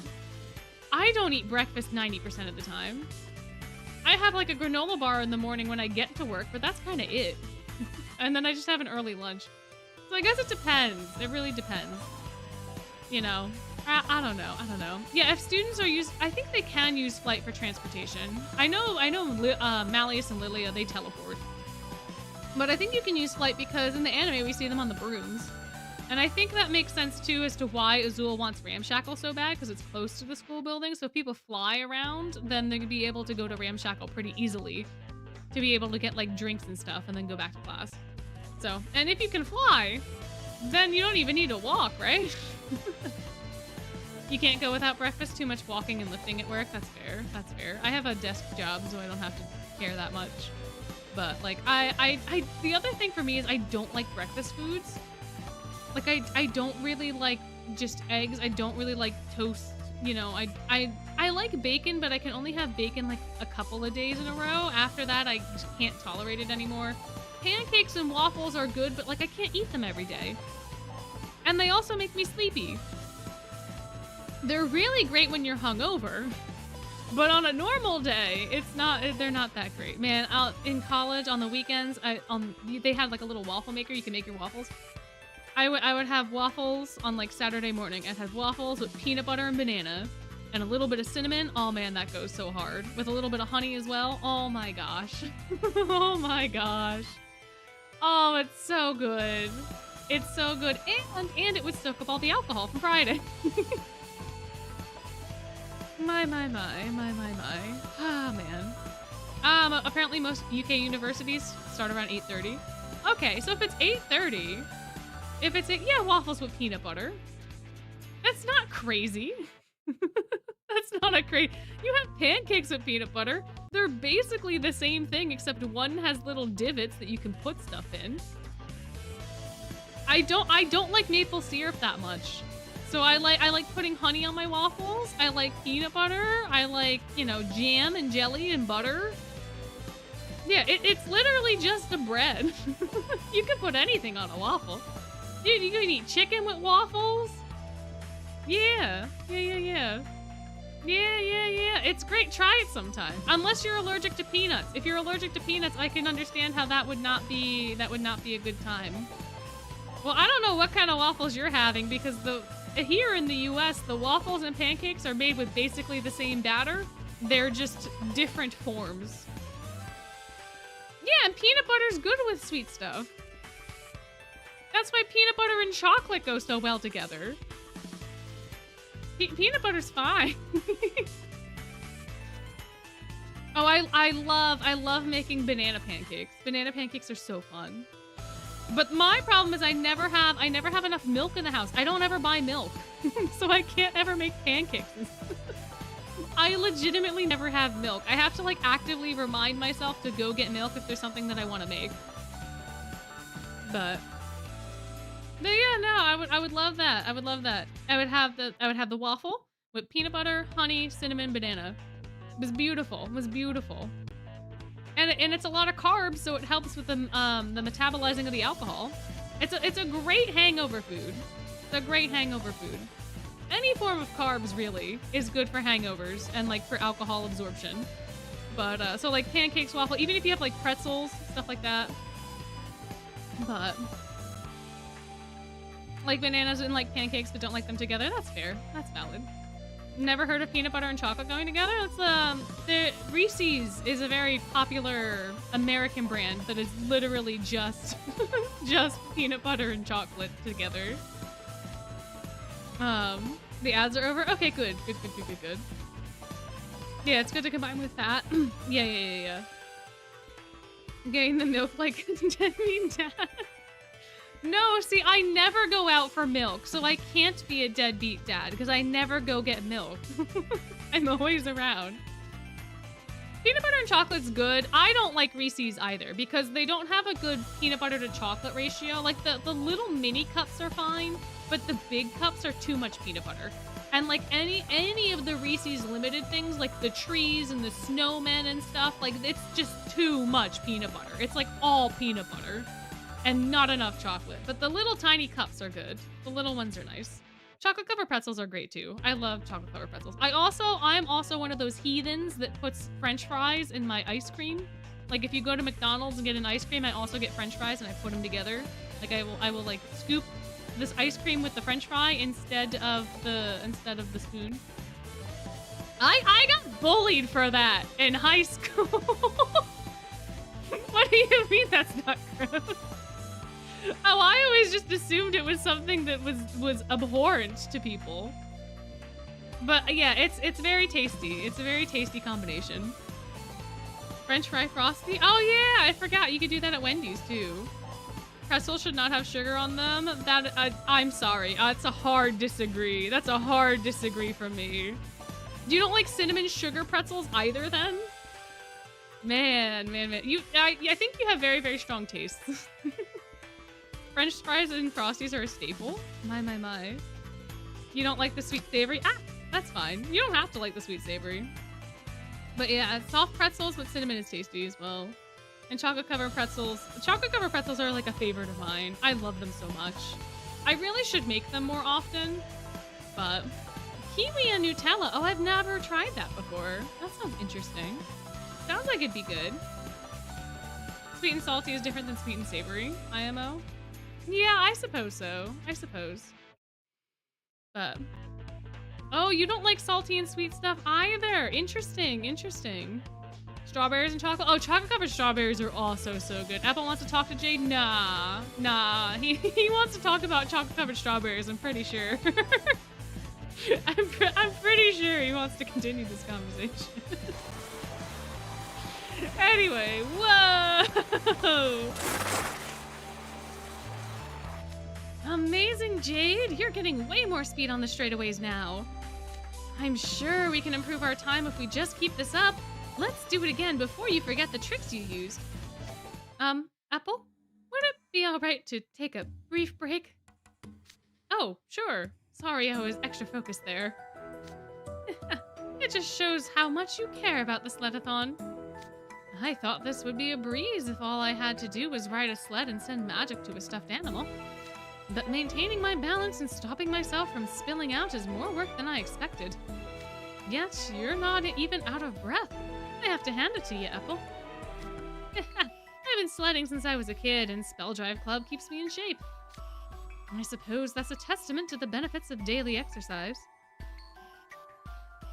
It's rather hot. I think I'll take my gloves off. Ah, I see. But, uh-oh. Uh-oh, Jade. Is it cold? But he likes the cold. What's wrong? Oh, your finger's bleeding.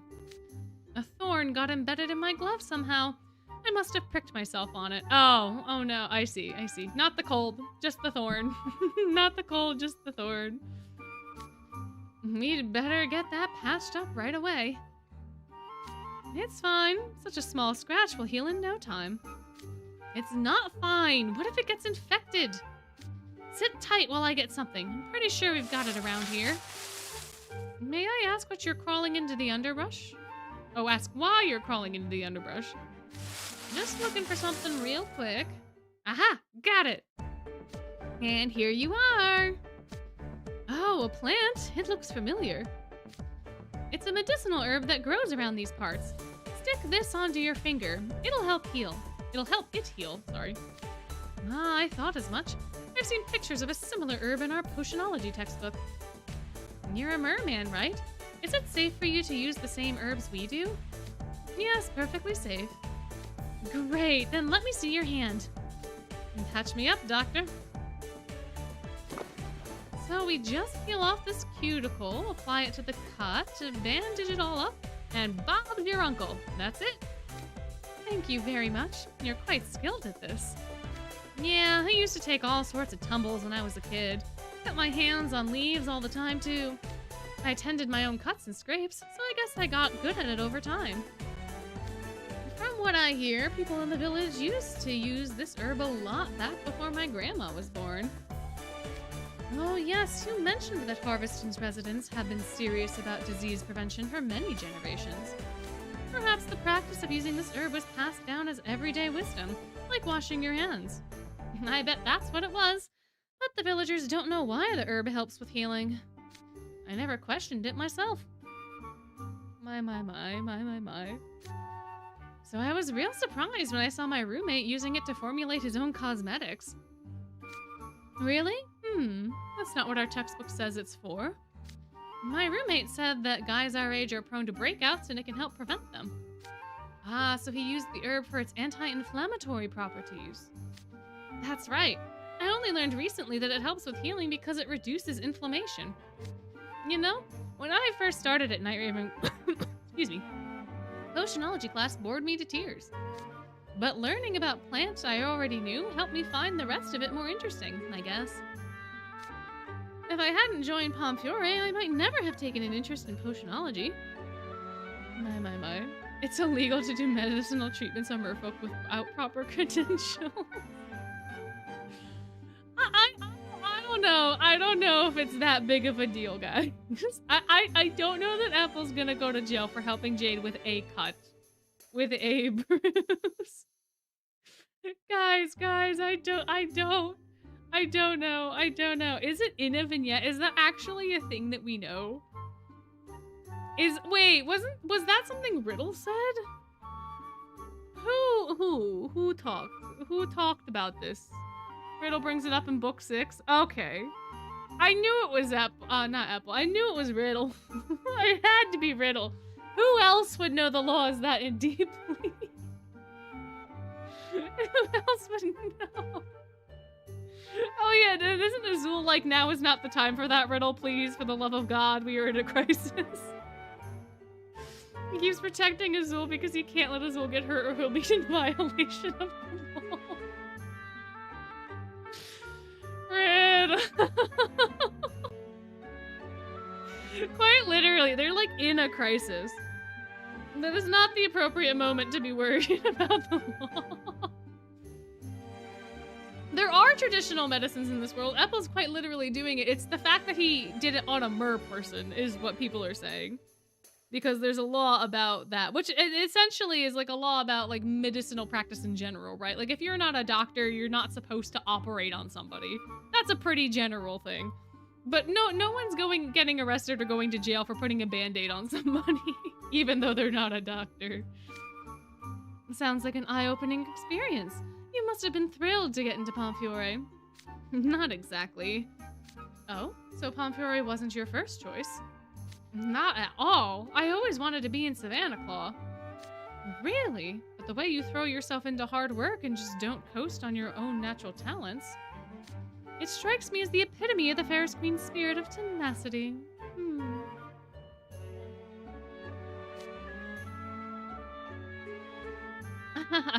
Thank you. I do respect the Fairest Queen, of course. But I had a lot of trouble adjusting when I first joined my dorm. You have to be extra mindful when your speech and manners and make sure every meal is properly balanced. You gotta wear a long, flowy dorm uniform and all these hair and skincare routines. It's a huge hassle. But despite all that, we'll never find out. We'll never find out, except we have part 3.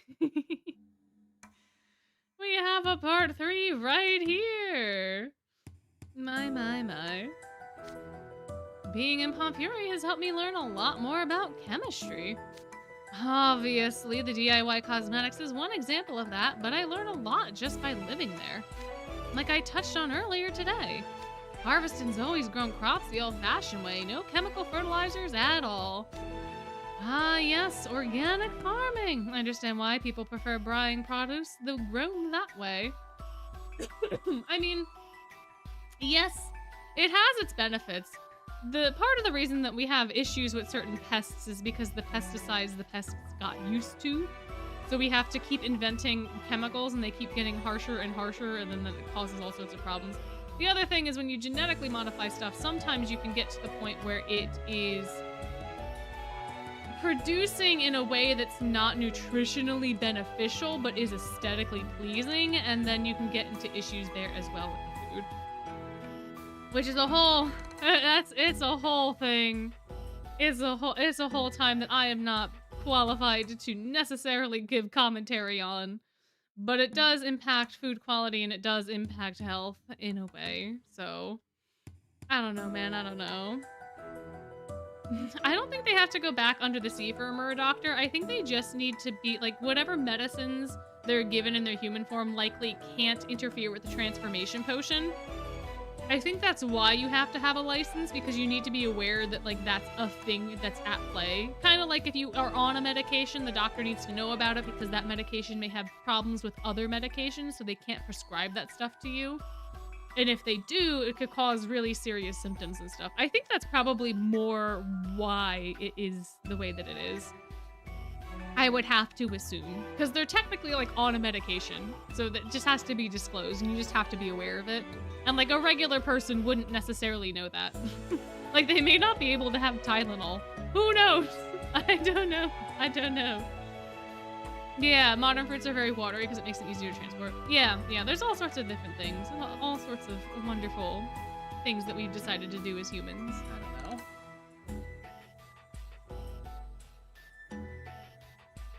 I don't think we know. I don't think we know if they can breathe air or not. They have noses underwater, so maybe. Maybe they could. Yeah, but it means our apple trees are subject to blight, and sometimes honeybees don't come around due to heavy rain. We could prune the dead branches or pollinate manually, but we don't have the resources to do that. In a town with an aging population like ours, the labor shortage is a serious problem. And I suppose crop troubles are no laughing matter in a place with so much farmland. It's been weighing on me for a long time, yeah. But since everyone in Pomfiore is really into chemistry, I've learned that plenty of farmers use non-toxic potions for cultivating fruits and vegetables. So if I focus on studying chemistry more, maybe I could learn to brew potions that prevent tree blight or attract honeybees. If I could pull that off, it'd make life easier for everyone in town and it'd help harvest and grow. Amazing. I can see how deeply you care for your hometown, Epel. Now that I've figured out my goal, I've started to feel okay with Pomfiore in general. I see. So ultimately, you lead a fulfilling life in Pomfiore. But I still want to be in Savannah Claw. Jade's like, what? Sorry, started rambling there. Ready to get back to it? Certainly. My. Mush! That's it! Faster! I can feel fatigue starting to affect my performance. Yee! Nah-ha! Okay, go through that cluster of trees. But Apple's plushy handling has only gotten sharper. Color me impressed. That said, perhaps it would be prudent to turn in soon and rest up for tomorrow. Whoa! Ah, he stopped. He must be getting ready to wrap up for tonight. Don't just stand there, Jade. Huh? I'll be going even faster on race day. You gotta keep up. Right. Come on, shake a leg. I thought Apple was suited to Pomfiore, but given his endless stamina and vigor, he would have fit right in at Savannah Claw as well. He possesses the aptitude for not one but two dorms, and that's nothing to sniff at. Yeah, bro's got energy. Bro's like the Energizer Buddy. My. What a good time, what a good time. Unfortunately, I think that's going to be our last vignette of the evening. I don't think I have it in me to read a full another one, but we are going to do our classic lessons and chat before I head out for the evening. But it's been lovely. It's been such a fun time. It's been so nice. It's been so nice to have you all here to just kind of revisit some of these stories. I totally forgot that is the vignette that talks about Epel's desire for fertilizers and things. I really should be using that more in my videos than the footage that I do use of it for that specific point. But my oh my oh my. My oh my oh my. It's very exciting. It's very exciting. Do y'all have like vignettes that you think are your favorites? You have different things? Favorite stories, favorite things. You were playing P3R earlier. Nice, nice. How are you enjoying it so far? Super happy to hear that Epel was Southern. Then you saw him say idiot and yeah. My.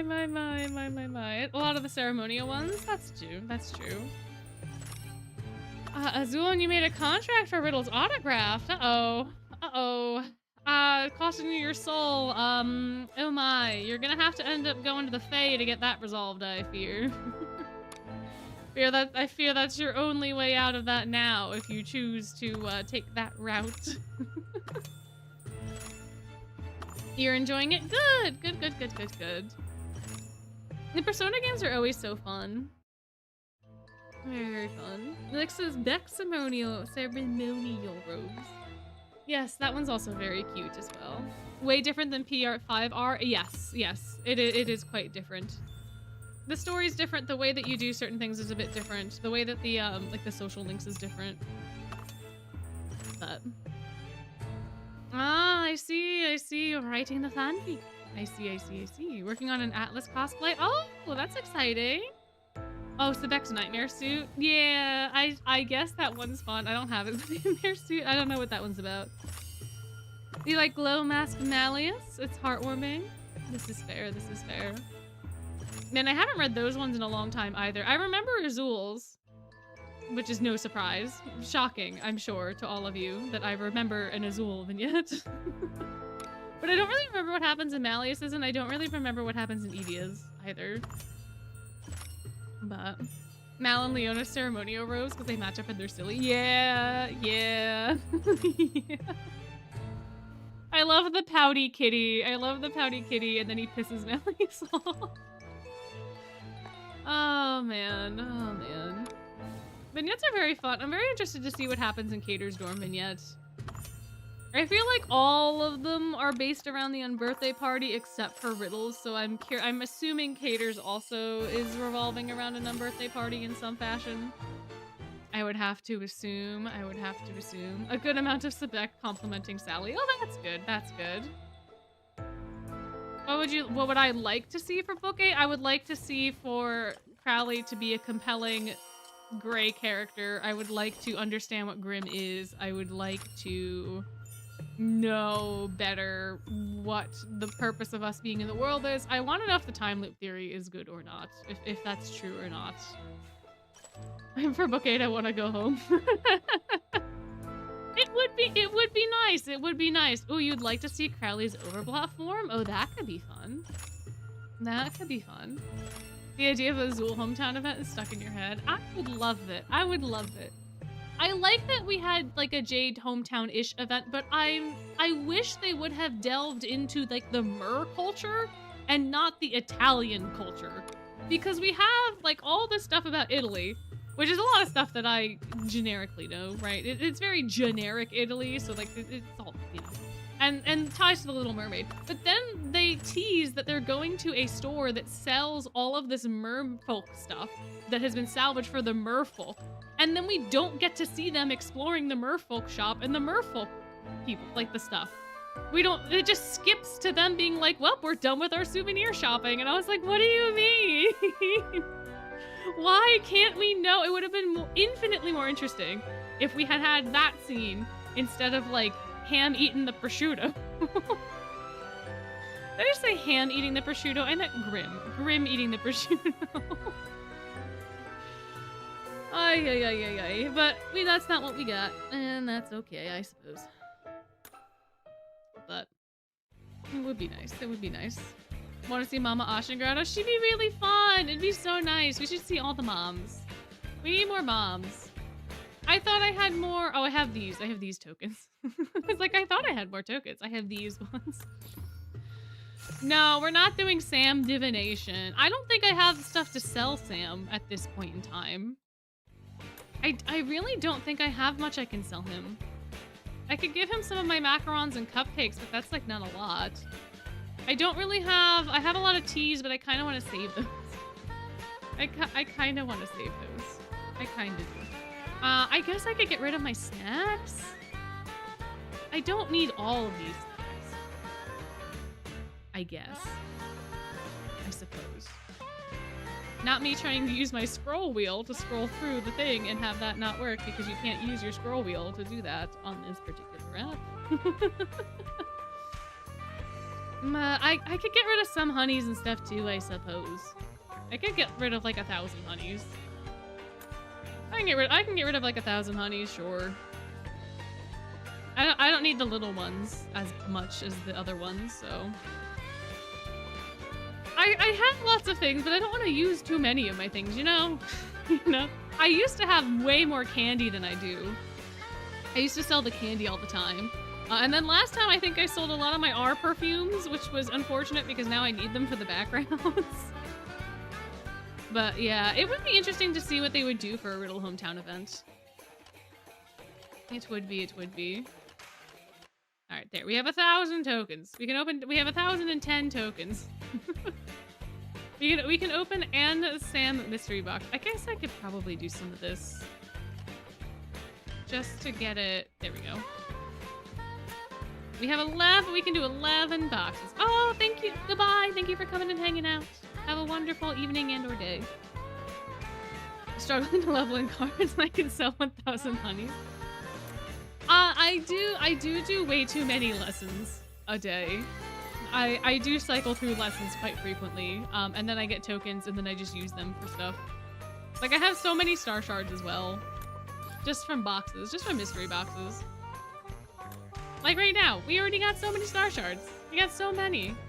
I don't think Sam's gonna give us a key today. I would hope, if Sam gives us a key, that would be fantastic. I don't think that he's going to. But, well, we'll do a couple more. We'll get rid of all the tokens, and then we'll see. We'll get 2 more. One more. Can we get a key? Nope. Cannot get a key, but he did give me an extra perfume. He did give me an extra perfume. I can probably buy another background. I can buy like one more background. Oh, the limited shop. Oh, I forgot. Oh, I can get an SR perfume. Hey, look at that. Oh, I forgot we get an SR for free. I did not need to do that for Jamil. I didn't need to go for Jamil. Oh, there's so many. Wait, no, they're not the limited ones. They're the other ones. Oh, wow. Oh, I forgot this happened. Look at that. Happy accidents. And then we have tokens. Oh, the tokens are from the other thing. Okay. Wow, how exciting. Oh, you do get them. Oh, this is celebratory. This is New Year's. Okay, you get the New Year's from here. Celebratory something else. Got it. Celebratory's from the bundles. Got it. Perfect. And then we have all of the Lilia stuff. Fantastic. This is not where I meant to go. I meant to go here. And then, what do I have? 5, 10, 15. I can get 3 backgrounds. I don't want the tray one. I don't ever want to remember the tray incident of 2025. But I will pick up some of these backgrounds with my R perfumes. And then, if it will let me, do that. And then we'll get the ruggy one. There's a bundle that gives you basically free keys for your money and a free regular SR to redeem. Which one is that? It's the free gem bundle? I mean, I don't need an SR key. Is it this one, I'm assuming? Oh, you get 5 keys? 5 keys? Oh, that's a lot of keys for 150? Wait. 3, 6, 9, 12. No, that's the same amount as the keys. All you're getting is the extra SR and then the star shards and stuff. So you're paying the same amount of money for the keys that you'd be paying otherwise. And then, oh, jumbo jugs of honey. Interesting. Huh. So yeah, it's the same amount of money. So you're not saving anything on the regular keys. The only thing you're doing is getting an additional SR. That's all. It's not a bad trade because you do get other things with it. And if I buy it now, that means it's the same amount and free stuff. Again, yeah, it is a fine enough deal. It's a fine enough deal. And now I get to combine keys. Wow. Now I have 10 pulls and gems and 10 pulls and 10 pulls. I've got 200 pulls. Yeah, do a pull? No. I need to save them. The only thing that I kind of want is New Year's Mal. But like the odds of me getting him are not high. Sure, I'm at 20 pity, but I'm not gonna spend all my gems to get him. I need to save for OB Mal. So, I had streamer luck yesterday. Or Wednesday. I'm not gonna have it now. It doesn't work twice. It doesn't work twice. So maybe just do 5. I mean, I could do a 10 pull because I'll get Malleus's birthday keys, which means I'll be at where I am. But like I could do that. But that would be it. I know, you guys keep telling me to gamble. That's why we have the Sam divination rule in place. And Sam didn't give us any keys. He gave us no keys. I don't even think I could sell more stuff for Sam. The only thing, I mean, I could maybe sell... I don't know. I don't think I have enough candies to sell. Wait, I can sell my singular coral! Why am I allowed to do my singular coral, but not any of the other things I've been wanting to get rid of for 4 years? I don't need 2,496 supply crates. I don't need them. I want them gone. Game, please. I have 1,631 moon necklaces. I am never going to need them.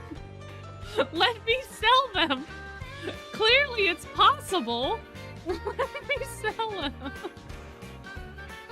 Y'all, the day that I'm able to liquidate my red supply crates, I'm gonna be rolling in Sam tokens.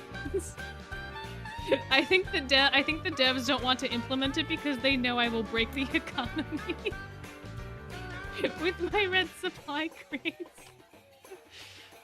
Oh man. Oh my. Here, three is a lucky number. Let's see if we can do 3 more boxes. And then we'll go from there. Have I gotten those event cards to max spell levels? Which ones? Oh yeah, yes. Beans Day, yes. Yes, I'm 90% sure. Even if I haven't, I've gotten them to the point where like I don't need that many red supply crates even still. Oh, would you look at that? No keys from Sam. Sam says no. We don't have enough tokens for anything else. No gamble. No gamble today.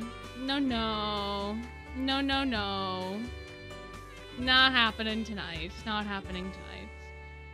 But I am so glad that y'all came and hung out tonight. I think this was very fun. I like doing these little vignette reading sessions because, again, going through some of the cards, especially ones that I haven't read in a while, they're just so fun. They're so exciting. I don't know. It'd be a good time. But next week, I think we're going to do Nuzlocke because we haven't done that in a very, very long time. True, I did get Floyd, and I do have a Jamil now that I technically didn't need to go and wish for, but I have them. I have them. No, not the minor mining. Listen, maybe next week. When's the 8th of January? What day is that? That's next Thursday. So maybe, well, if we do Nuzlocke next Wednesday, then we won't have time for it, will we? Will we?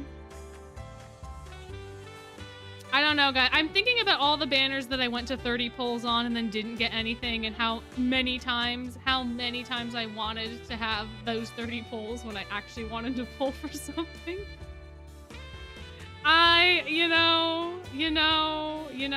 Just like what happened last year. What do you mean?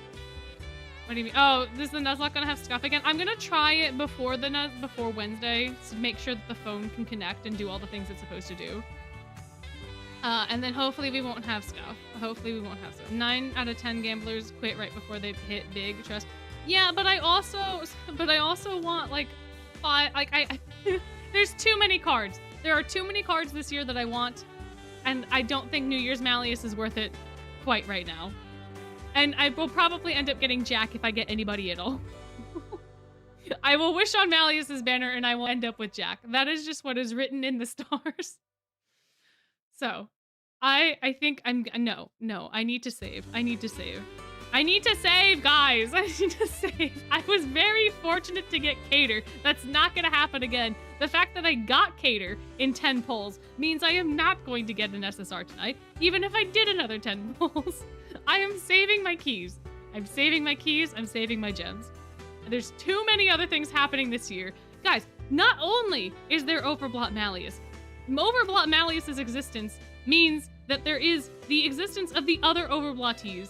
That means I will also have to save for Azul. There is a rerun of an event that may or may not show up this year that I also need to save for because somebody is going to have a card during that rerun that I just need to have.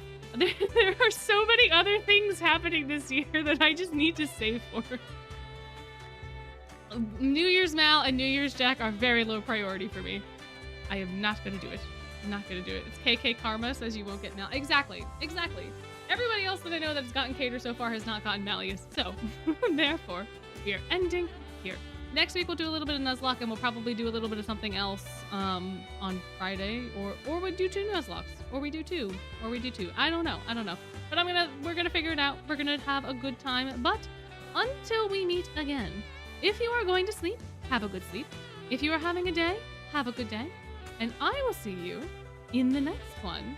Night's blessings. Bye-bye.